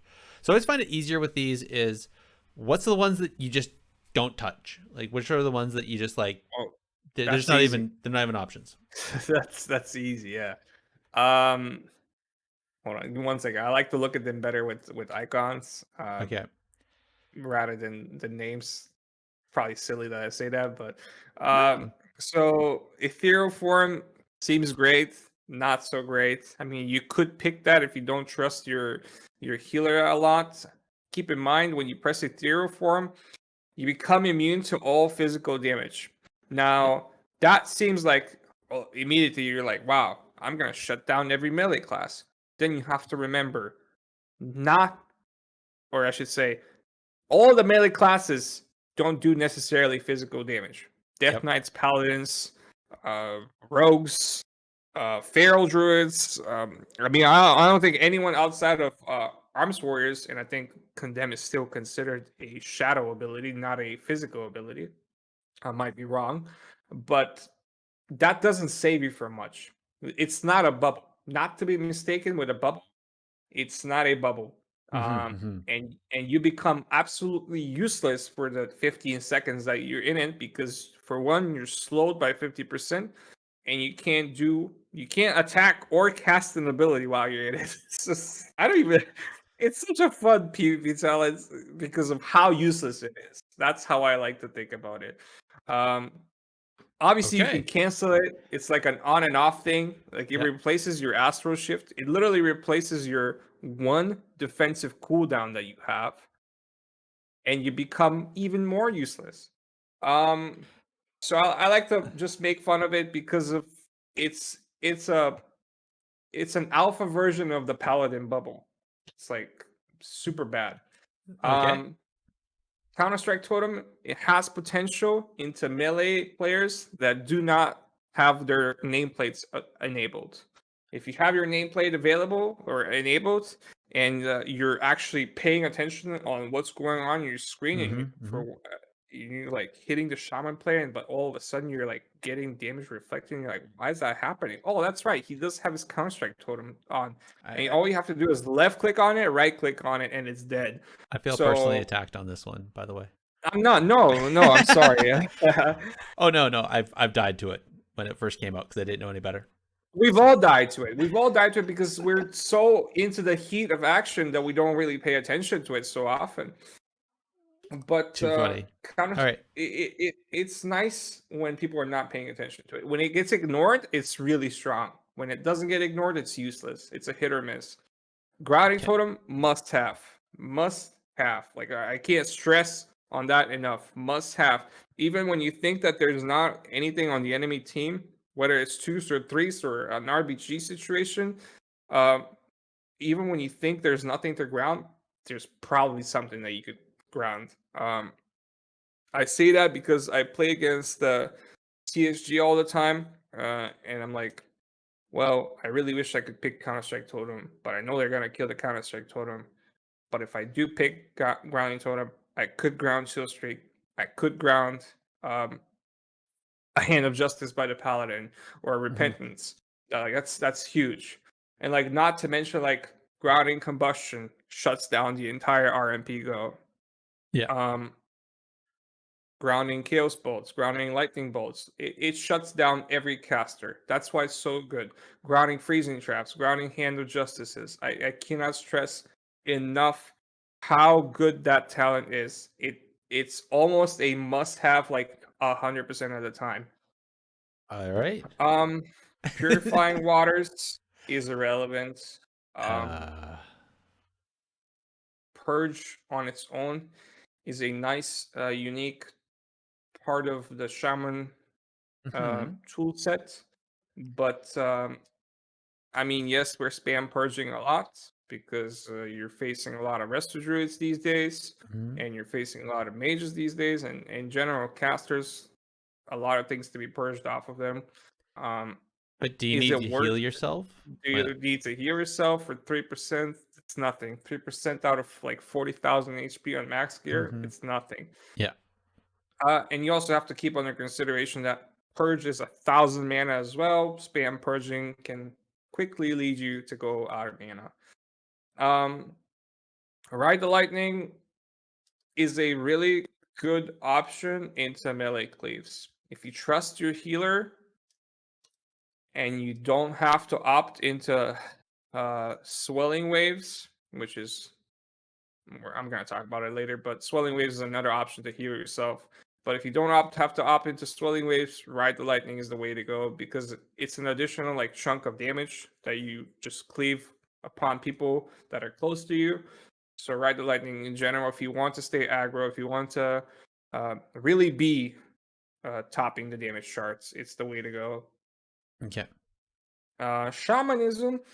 It's very funny that we get to this part. There was a time where this talent was the way to go for shamans, and that wasn't very too long ago. It was probably like 3 or 4 months ago when people didn't realize that shamanism, aka bloodlust, being able to be used in PvP, was not consuming any mana on the horde side. Thankfully, to the community that were so eager to report this problem multiple times to Blizzard on the forums, it now consumes mana on the shaman on the horde side. On the horde side, That's it unfortunate. only sucks to be Alliance, I guess, but Alliance was screwed to be playing shamanism. We weren't so much. That's why shamanism, despite being able to be purged immediately or stolen by a mage, it was a really nice cooldown to have, which made Turbo really, really strong. However, now with the way that the meta is slowly shifting, the amount of off healing that we have to do and the amount of mana management that we have to do, we're forced away from shamanism. Popping bloodlust in PvP is like a 2.5k mana investment that unfortunately we're not able to make. So you find yourself running Thunder Charge instead, which I will talk about in a little bit. Okay. But yeah, unfortunately, I mean, shamanism, literally what shamans are known for is bloodlusting, heroisming, but it's no longer part of our arena. You could probably still run it in like BGs, random BGs, rated BGs. You could run it for sure. Thought. Just too many people know how to counter it in arenas. Again, too many think- counters. Like you're putting yourself at risk for spending 2,000 mana for something that's gonna get purged, or you're gonna get disarmed, or it's gonna get stolen from you by the fire mage while he's combusting. Yeah, oh god. Yeah, Yeah. because I'm pretty sure in rated scenarios, it only affects you. It doesn't affect anybody else as well. So I mean, you could target it to a person. You could Okay. target your teammate with it. All right. Then Sky Fury Totem. Is that even? Situationally, it could be a nice meme. You could definitely catch the enemy team off guard. Okay. Well, you have to play around the way that your enemies are playing, though. You have to position it properly, otherwise it's gonna face the same fate as Counter-Strike Totem. It's just gonna get It's gonna instantly get killed. destroyed. Okay. Yes, but you have to like place it behind a pillar and hope that it does not get spotted out. All right. But I have played a little bit of like Enhancement Retribution earlier in the season. And it's really, really nice to run with a Sky Fury Totem. I mean, we're talking a lot of critical damage. Okay. That sounds fun. Yes. In Spectral Recovery, are you ever going to heal yourself as a Ghost Wolf? I don't think you run around as much as a Ghost Wolf to be I don't picking think that. so either. No. No. Yeah. All right. Swelling Waves? Swelling Waves is the way to go. I think so personally, if I was to make my selection for PvP talents, is I run Thunder Charge, Swelling Waves, and Grounding Totem. Because Swelling Waves is really, really good. Think about it like this: you heal yourself for 30,000 now. Yeah. 3 seconds later, you're gonna heal yourself for an extra 15,000. Like that's really good for free of charge. Yeah. I'll take free of charge. Yeah. Yes, free of charge. It only works on you. I guess it's the one downside. It only works on you, Mhm. but it's very strong. It's very strong, and it's a lot of the times, like healers don't have to worry about you when you communicate with them that 30 seconds from now you're gonna top yourself again, basically. Yeah. I can see that. And then Thunder Charge. Call down Thunder some bolts of Charge. lightning, charging yourself and your weapon. Like, that sounds kind of fun. Yeah, Thunder Charge is a really fun ability to use. I wasn't a big fan of it. I actually hated on it for a long time because of how good Shamanism was as opposed to it. Mhm. But now that we're forced into playing that instead, it's really good because Okay. you actually feel like you are contributing to your team a little bit because you give that. It works the same way as Shamanism, essentially. You could cast Thunder Charge on yourself and be a Okay. selfish shaman, but you could also cast it on yourself and your teammate, essentially allowing everyone to have a increased cooldown reduction rate or cooldown recovery rate. There you go. Okay. So basically, for 10 seconds, your abilities recover 30% faster. It's really nice, actually. And Nice. if you communicate it with your teammates and you're like, hey, like, you should dump your abilities right now because I'm gonna cast this on you, and you're gonna be recovering them a lot faster. Nice. That almost looks like it counters the heart stop aura a bit too. From Yeah. Thank God it's getting removed. But yes, it does counter. It does counter Death Knights a lot. It does counter Death Knights. And it's on a short cooldown. It's 45-second cooldown. No mana cost. It cannot be purged. I basically press it as soon as it's available. I spam it. I probably don't use it properly if I think about it now, because like sometimes you have to decide, do I press it on my warrior? Do I press it on my healer? Most of the time, I press it on my warrior, but I feel like a lot of the times the healer is actually the one benefiting the most from it. I Okay. apologize if you guys can hear my my feral spirit whining background. Doggos are always fun. I can hear them Yes. slightly, but that's okay. All right. So holy moly. This has gone on. No. It's Yeah, good. It's good. It's good. Sorry.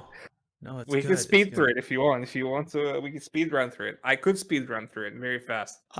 Before we speed run, I we have to bring this up. 9.1 is just around the corner. I know that a bunch of stuff is beta still. It's on the PTR. They're going to change it tomorrow for all we know. But since we're talking about today, what's some of the 9.1 updates? What's some of the stuff that's coming down that is worthy of mentioning? Is there any major changes coming down the pipe? Is there anything that I'm gonna bring my microphone close here. I'm gonna stare into the camera very, very directly. Okay. Nothing changes for Enhancement Shaman in 9.1. Unfortunately, as of right now, absolutely nothing. They added obviously the Covenant legendaries. Yep. Nobody's gonna be playing those. I can guarantee you right now, I can bet money on the table right now, nobody's going to be crafting a Covenant Legendary. They're not worth to be crafted. They added 2 new talents. Um, 2 new PvP talents. Let me rephrase that. Yeah. I wish it was talents, but it's PvP talents. Those could see situational picks. Mhm. I believe yes, I did mention earlier. One of them is the static field totem. It was originally given to Elite Shamans. Now it's available to Enhancement Shamans as well. It's nice if it Mhm. doesn't die. If it doesn't die, it's nice. I mean, having like an extra form of CC. I mean, is it really an extra form of CC? You have to physically walk through the static field that it generates to actually be caught inside it. So it works kind of like Ring of Peace, but instead of like pushing you outside of the ring, it keeps you inside of the ring. Okay. It's kind of weird. It's like Spear of Bastion for warriors. It's essentially the same, but it can be killed. Okay. You kill the totem. You kill the totem. You're free to go. Yeah. So again, situational pick. I believe. I think the other one was. I It's think a it was like it's a talent that's with has to do something with wind shear. yeah, It's it's you seasoned interrupt the wind. spell, you take season wind. You interrupt the spell, you take 20% less damage from that spell school Mhm. for I think it's like 10 seconds or something like that. I It could looked it up. see. It's 15% for 12 Oh, seconds. oh, So, okay. There but you yeah. go. Yes. It could see actually situational picks into like wizard cleaves. It Sure. is very very strong because I mean for 12 seconds you're taking less chaos ball damage. For 12 seconds you're taking less fire damage. It's pretty Yeah. big. It could be pretty big. Okay. All right. All right. Other than So that, long as you no. actually get successful kick and don't get Yeah, juked. yeah. Of course. Yes, I always get juked. Me Um, too. but yes, other than that, no real ability changes, no scaling increases. I mean, again, patch is not final. PTR is still up there. Things could happen, as you said, tomorrow. Mm-hmm. We're not the only class that has not seen any changes. As far as I know, monks are struggling from the same thing. Windwalkers, monks specifically, Yeah. are are still waiting for their changes. Well, I think they're still adding stuff, right? I mean, they're still tweaking. Oh yeah, of course, of course. What do you think about that Unleash Shield? The one where it's like you unleash your Oh, that's right. That's right. I forgot about that. I actually think that's gonna be really nice. okay. I did try it out on beta. The resto part. Now that's really the selling point. The Yeah. restoration, aka the mana shield or the water shield. Sorry, the water shield. That's the selling point. I mean, all the other options are okay-ish. Yep. We don't run lightning shield as much. The route from Earth Shield might be nice, I guess. Um, but and it's nice because it has a toggle, right? You choose to press the button and you choose when to root the person. Mm-hmm. But I think the mortal strike effect and the damage reduction effect from the mana shield, the rest of shamans are going to be picking that for sure, unless the community again evolves to the point where you just walk outside of the puddle and you counter that ability because it's Yeah. really just like a puddle of water, like in a very small circle. Of course. Of course. All right. So obviously, like I said, there's some neat things there. Nothing that's like, oh my gosh, this is going to change the game. Some Right. No, cool. like actual balance Yeah. changes. That's the big Yeah. one. Okay. We already covered covenants. No real contestation there. Adventure is the way to go. Yeah. So, uh, conduits. This is board power is a big part of Shadowlands. So let's burn through this. For potency. Of course. Actually, hold on. What soulbind are you going to pick? Is there one soulbind that rules them all, or do you have any options there? I'm sure other members of the community could argue about this. I always go Nadia. I always go Nadia. What? I'm not gonna say always because I pick Draven as well. Draven is my situational pick when I want to play defensively, when I feel like I'm about to take a lot of damage. When I play against any rogue team, I go Draven. Draven is Okay. really, really strong. 10% extra damage reduction, that's huge. And the Mhm. fact that you could put 2 endurance conduits, that's really, really big. Because we Yeah. have one conduit that is pretty much baseline.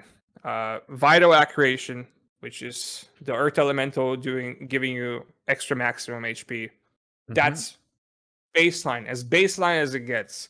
Okay. So you're always gonna be running that. No matter whether you're Nadir or Draven, you're always gonna be running that. However, if you're spec'd into Draven, you have that extra endurance conduit, which means that you could potentially add the healing surge conduit. I think it's The refreshing waters. yes, refreshing waters. Yes. Yeah. That's what I was wondering. All Yeah. right. So okay. So those are your endurance ones. What about potencies? What are you running for potencies? Potencies. Chill to the core, focus lightning, Fo- magnifest. Focus lightning and Yeah, I unruly figured. winds are the only way to go. Yeah. I mean, yeah, lava lash. We don't depend on lava lash damage, and it doesn't even affect lava lash specifically. It affects the damage that you do with flame shock. Um, Okay. so and chill to the core again. It's another shock enhancing Mhm. conduit. We want to enhance our main damage. Shockingly. Yeah. And for finesse between crippling hex, spiritual resonance, thunderous pause, and totemic surge, which one are you gonna pick there? So when we were running Bloodlust, still, Mm-hmm. spiritual resonance was the way to go. Obviously, having an extra freedom outside of Yeah. Spirit Walk was very, very nice. Through the form of you pop Bloodlust, get yourself out of a root, you get yourself outside of a slow. It's great. It felt really nice. Trust me, I miss it every day. But since we no longer run Bloodlust, we have to pick Totemic Surge. I mean, I see a lot of people still running Spiritual Resonance. Like when I look at the leaderboard, I'm not sure if they're secretly running Bloodlust without my knowing. I don't think that's the case. But Totemic Surge, I think, is the option that most people opt into because of the fact that Tremor Totem is highly desired. There's so many teams that have fears. Um, Reducing the cooldown of Tremor Totem, even by just a little bit. I think it's like 7 seconds when you max it out at 226 item level. An Oh. extra 7 seconds, like CDR or CD reduction on Tremor Totem, Mhm. on Earthbind Totem, on Cap Totem. It feels really nice for sure. That makes yeah. Oh, wow. Okay. I can't just imagine what it's going to be in the future when they get more ranks on those. That's going to I be. think it caps out at like 10 seconds or something like that once with the new conduit levels, item levels. I have It's no not. idea. It's nothing too crazy. It's nothing too crazy, unfortunately. I know Okay. for a fact that I know. Well, we can see the rankings obviously on Wildhead. I Yeah. think like Vital Accuracy caps at 40% extra maximum HP. That's huge. Like I can't even Yeah. fathom how big that is.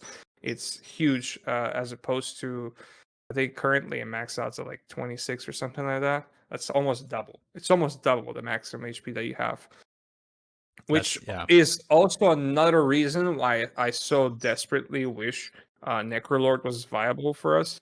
Just to think how big of a shield we could generate with Fleshcraft.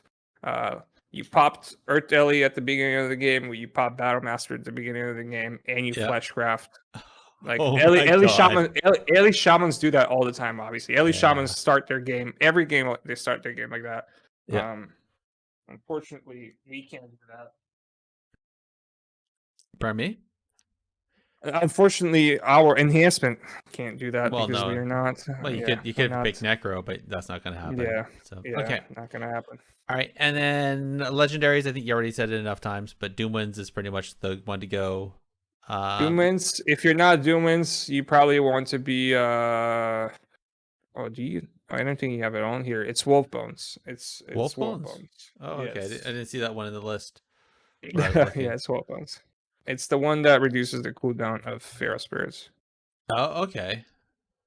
I was kind of surprised because I know a lot of people have always talked about Sefus if you're orc too, right? So Uh, Cephus is like for any other class that's not shaman. Like okay, Cephus is a situation. It's a situational like damage reduction, damage reduction legendary, but we depend like enhancement shaman depends on its burst damage. okay, That's why Doom Witch is so good. makes sense. Why would you take away that burst when? Yeah, Yeah, yeah. okay. And then stats. So I read. I'm not sure. Correct me if I'm wrong on this one. I read it somewhere. So versatility, then haste, crit, then mastery. Probably, yeah. Actually, that sounds about right. I mean, with the way that gearing works this expansion, you only have it's either haste in verse, or it's crit in verse, or it's mastery in verse. Mm-hmm. So unless you want to like, uh, I guess mix and match your gear, like your items, I go full haste verse. I've seen some shamans run crit verse because they Okay. make the argument. They make the argument. Well, you always want to make sure that your chain harvest crits, because if your chain harvest doesn't crit, it feels very underwhelming. Okay. If when your chain harvest crits for 17,000 HP, however, that's a game changer. Yeah. Um, when your Wind Fury procs are critting every time they hit, when your Storm Strike is critting, when your healing surges are critting, that's a game changer. Okay. And then there's this argument of mastery, passively increasing your damage, aka through the form of, I think it passively increases your nature damage percentage wise, and it also increases the chance that you proc Stormbringer, which is the refreshing of Storm Strike, by a certain percentage. I like haste verse personally. Swinging auto attacks faster means you generate Maelstrom weapon faster. Um, Getting to cast faster, aka getting a hex or a healing surge through faster. Mm-hmm. To me, that's big. And Yeah. obviously, verse we need as much as possible. I think 30% is the soft cap. Anything after that, kind of overkill. Anything after that should go into haste. Um, to be honest, I was running 34% verse just because of my itemization, because I have like full my gear is fully socketed, fully gemmed out, and all my gems were versatility. But I just recently actually swapped them to haste because I was like, I don't need that much verse. And I can't tell the difference between 31% verse and 34% verse. It's the same to me. But Yeah. having an extra like 3 or 4% haste, that's a little bit bigger actually. Okay. That makes a lot of sense. And I think you're right, is that the as much as versatility is worthwhile, um, 1% difference on the verse isn't as tangible of a feel as something like 4% Yeah. in crit or something. Yeah. Okay. And obviously the racials and there's no soft caps or any specific racials you're looking for, I guess. Well, ratios, I guess we kind of touched on already. I guess we touched off stream. I Yeah. should probably say that Orc is the way to go if you want to PvP as Shaman. This comes from someone that heavily mythic rated and had to be a Tauren for last raid tier. Okay. Because Tauren was the dominant race for raid tier or for Mhm. PvE content. Having an extra HP and having 2% extra crit was pretty big. Now that I say that, Thunderstorm or Warstorm is a great ability. I can't stress on that enough. It's a great form of CC. It's a quick cast. It's just disruptive. It's Yeah. nice to have. It screws up your DRs a lot. Your teammates are gonna get angry with you. But it's nice to have when your class is already lacking CC. If your Yeah. class is already lacking CC, it's nice to have a form of CC. But because of how heavily influenced by CC PvP meta currently is, the stun reduction from Orc ratio or Orc race specifically is can be replaced, unfortunately. Hands down. Okay. Cool. Uh I'm gonna skip the comp thing. Okay. So what's the plays? What are you trying to do to win when you're in your when you're in PvP? How are you winning? You mean what am I playing, or what is my play style? Playstyle. Um, Obviously the comp's very easy. I mean, I look at the notes. The comp, there's only one option. It's turbo. It's turbo all day, baby. It is turbo all day. As much as I wish there were other options, Windwalker Enhanced is a little bit viable. I mean, Smexon went to 3.1k at the start of the season as Windwalker Enhanced. That's a 1 in a million exception. Yeah. Turbo is the way for Enhanced. As sad as it is, Turbo is the way to go. It is a very bursty play style. Yep. You have a goal every 1 minute. And even when you're not playing Priest, that's still the play style of Enhance. You're always playing around Doom Winds, which is on a minute cooldown. Every time you press Wind Fury, it triggers Doom Winds, and it creates the cooldown. It gives you a debuff, which is essentially a 1 minute cooldown. Okay. So you can't get the effect of Doom Winds again for another minute. Hold on. My feral spirit is going wild. She I'm hearing wants him. she wants a toy to play with. But yes, very aggressive play style. Obviously passively off healing your team. A lot of the times I find myself out healing my healers in like shorter games. Because of how potent Enhance is.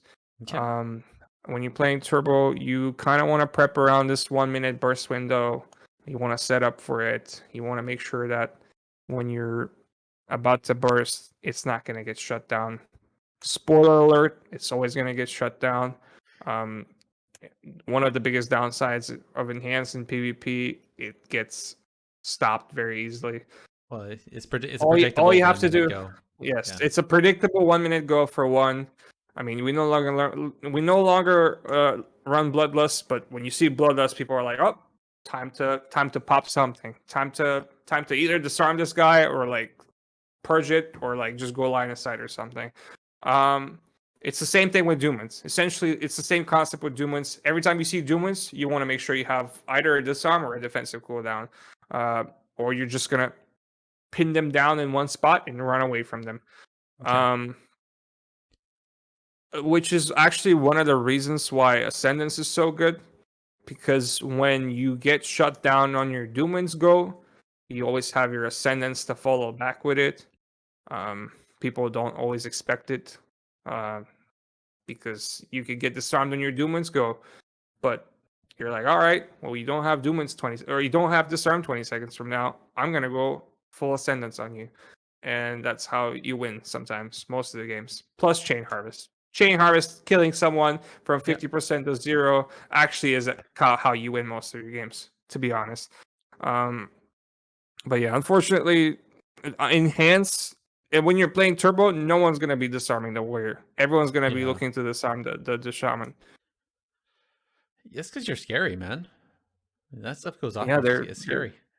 they're big and bulky. I mean, it's a lot of damage. You Yeah. do a lot of damage when Doomans is available. Okay. Which is actually the way to play Turbo efficiently. You always want to make sure that you're saving Intervene for the Enhancement Shaman goes, because when you intervene your Shaman, if Okay. there is a disarm, it goes to the warrior.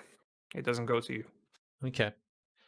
So essentially, play around, set up for your Doom wins, set up for your 1 minute goes, and make sure that your team is also there to prepare Cross for when CC. to cross CC and prepare to help you out Yeah. in case anything else is going to come at you. Yeah. So when you then, play, so I was gonna say that leads me to how do I kill you then? Like, you catch the shaman or the warrior. I mean, how do you kill me? You Yeah. catch the shaman without a trinket. You catch the shaman without a trinket, or you catch the shaman at high dampening, where healing surge is no longer relevant. You catch the shaman without grounding totem. because he just used it to ground mind games. That means we can full combust on the shaman, or it's exploiting the strengths of the class, exploiting them when they're not available. That's Okay. essentially how you kill a shaman. When there's no burst, that's when you go. When All right. there's no defensives, that's when you go. I mean, I think that applies to a lot of classes, Yeah, but it's for pretty- shamans, yeah. it's really hurtful for shamans. Like if you're able to stop a shaman's go, they're going to be really upset. And if they're really upset, they're probably not going to be able to do much within the next 1 or 2 minutes. That's Mhm. like the perfect window for you to do something.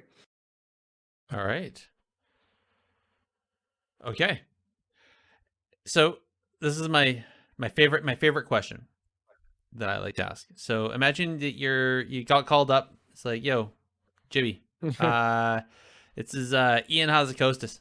I got JL and Brack here in the corner, and we're just asking, like, we heard you like an Enhancement Shaman. What's one thing you can change? If you could change anything, don't worry about it, the possibility, probability. We'll figure that out. We'll make it work. Cost, don't worry about it. We'll make it work. What's one thing you would change about the Enhancement Shaman? I mean, I'm biased, and I probably would bring two-handed enhance back, but that's irrelevant. That's No, outside no, of like the question. no, I no. would bring That's two-handed. exactly the question. If that's what you want. I would bring two-handed enhance back. Okay. I miss it. That's actually one of the reasons why I'm going to Burning Crusade. I want to play I'm gonna play two-handed. two-handed enhance. All Yeah, right. I just want to Okay. swing a big hammer and proc wind fury at people and kill them. There you go. That's There you go. essentially it. But realistically speaking, we're playing No, retail. no, We're in the you don't want- Shadowlands. We're in the Shadowlands. We're No, dead, right? This is whatever you want, man. It doesn't Shadowlands, whatever. Hit it. No, but like Don't make it that happen. was on the meme. That was on the meme side of things. What I really wish would happen to enhance is, I just wish they would get an extra defensive cooldown. You Okay. could take everything away from them. You could tune down the numbers, whether it's damage or healing, hybrid healing, whatever you want to call it. I just want an extra defensive cooldown. I think they're super lackluster. The only form of survivability we talked about, Astro Shift, super long cooldown. When you compare it to other forms of damage reduction, you have blur, you have defensive stance. Blur is a shorter cooldown. Defensive Yeah. stance is basically permanently available. Rogues have evasion, cloak. Yeah. Ferals have survival instincts. You get it. I get you it. understand. Yeah. I've been doing this long enough. I get it. Yeah, for sure. Yeah. Okay. Well, I think for myself, if I had the option, I would ask for them to increase the health of all the totems. So at least That it is took that is a big one. Yes, yeah, that is a big one. as a non-shaman player, I would hate it, but I think increasing the health would be much appreciated, and it would give a little bit more skill to playing against a shaman. It would definitely contribute to the class uniqueness. Like every class has some kind of flavor, and I feel like Mm-hmm. when you take away totems from shamans, they're just a club swinging class. Like they're just like swinging a hammer at you, or a axe, or or like fist weapons, whatever they are. Yep. There's no identity to shamans if you can't bring something to your group in the form of totems. True. The totems are the class. So, all right. Well, I think let's here. Normally I'll do this. Normally we do news and everything, but we're running really late here. So I'm going to skip. I'm sorry. No, I enjoyed the conversation though. I really did. It sucks. Maybe we'll talk about the news some other time. But that's okay. I mean, there's a bunch of events that happened, but there isn't anything really that's news. So everyone's just waiting for the new patch. I think that's the biggest news. Everyone is just sitting in their chairs every day, logging onto WoW, hoping it's 9.1.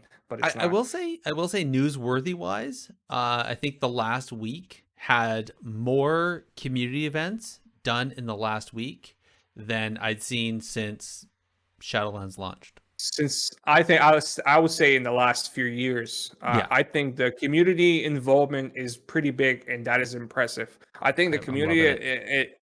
the community is coming together, and this is going to sound really bad probably, but the community is coming together, realizing that Blizzard on their own end is not going to do much.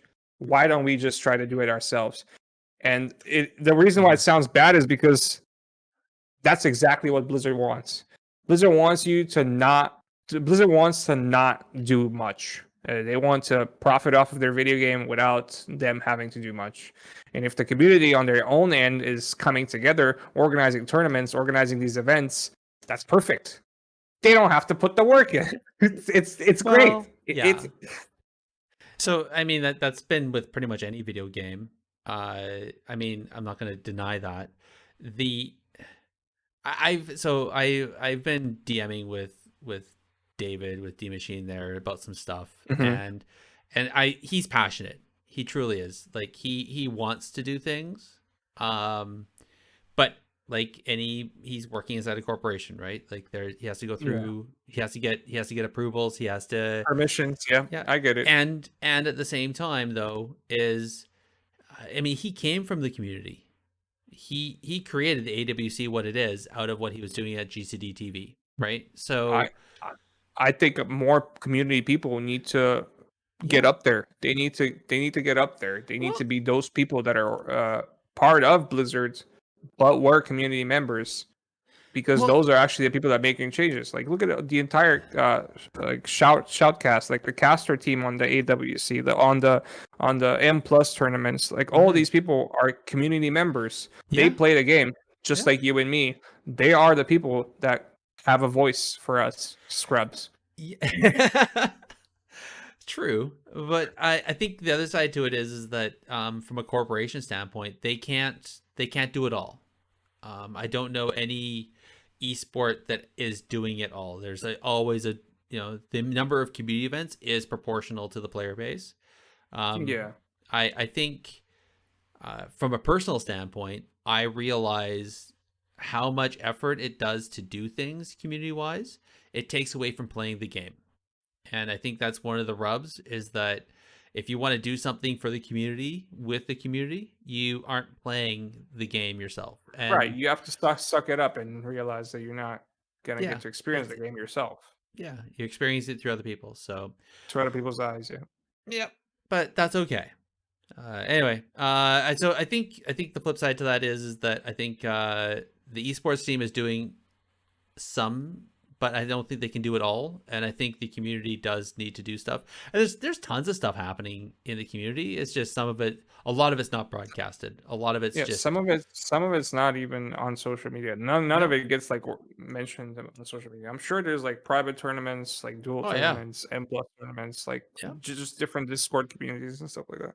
Oh yeah, Discord. There's guilds. There's people do. Anyway, whatever. We're going off a tangent. But anyway, all that to say is I saw probably the most amount of events in this last week that I'd seen since Shadowlands launched, which is awesome. So I think that's going to be my shout out, is just a shout out to all the communities that had done events this past week, and kudos to them. And if anybody out there is thinking about doing an event or something like that, go for it. It is so rewarding. It is highly rewarding to get some players together and just have some fun. I don't know, what about you, Jibbey? What's your shout out?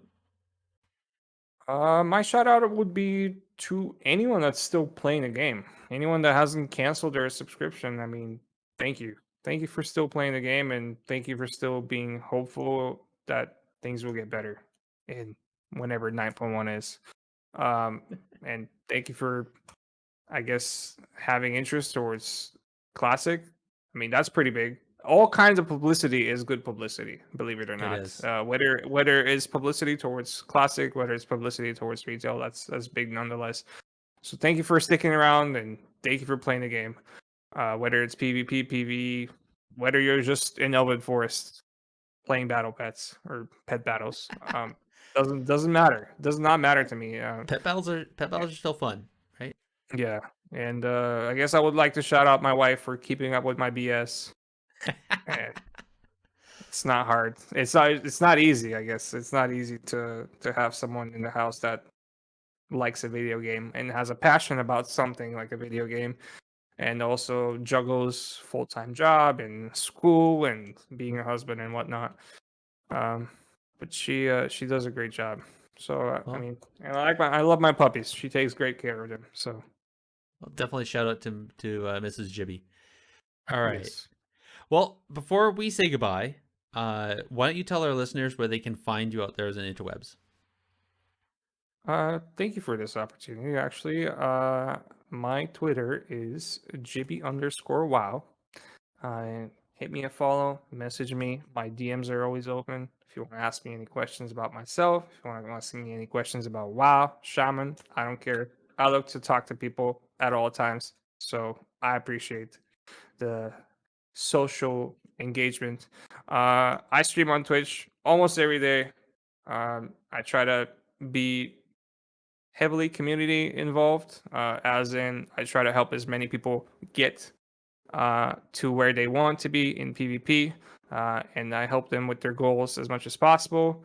So twitch.tv/Jibbey is where you can find me almost every day. I don't have a set Awesome. schedule, but I try to stream almost every day. All right. So make sure we put on those alerts so we get it when you're coming online. Oh, Right. you will. And I'm going to make sure that those links are in our show notes. So when we publish this on the audio, people will be able to find those there. And if anybody wants to find us, we are at technically_PvP over on the Twitters. We have technicallypvp@gmail.com for emails. And there's also the Warcraft Radio Discord, where there's actually a channel for our show. And we're always talking about PvP over there. And last but not least, there's also the Warcraft Radio website at warcraftradio.com. And there's a podcast directory over there. So you're going to find us and a whole bunch of other Blizzard, and because Blizzard has more than just World of Warcraft, but a bunch of Blizzard podcasts. And I don't know if you know this, but they actually have a rating way to rate shows over there and give feedback. So by all means, go over there and give what you think of this show to us, and let other people know what you think of their shows. So I want to thank everyone for listening. Thank you for sticking around through our technical difficulties. It was very appreciated. And we will talk with you all next time. Good night, everybody. Thanks for having me, guys. I appreciate it so much. Oh, it was our pleasure, Jibbey. This was awesome. Awesome. Thank you. I didn't know to figure out how to push the buttons now because I haven't done this for a while. No, I appreciate very much the opportunity to talk to you guys tonight. I am very passionate about the game, so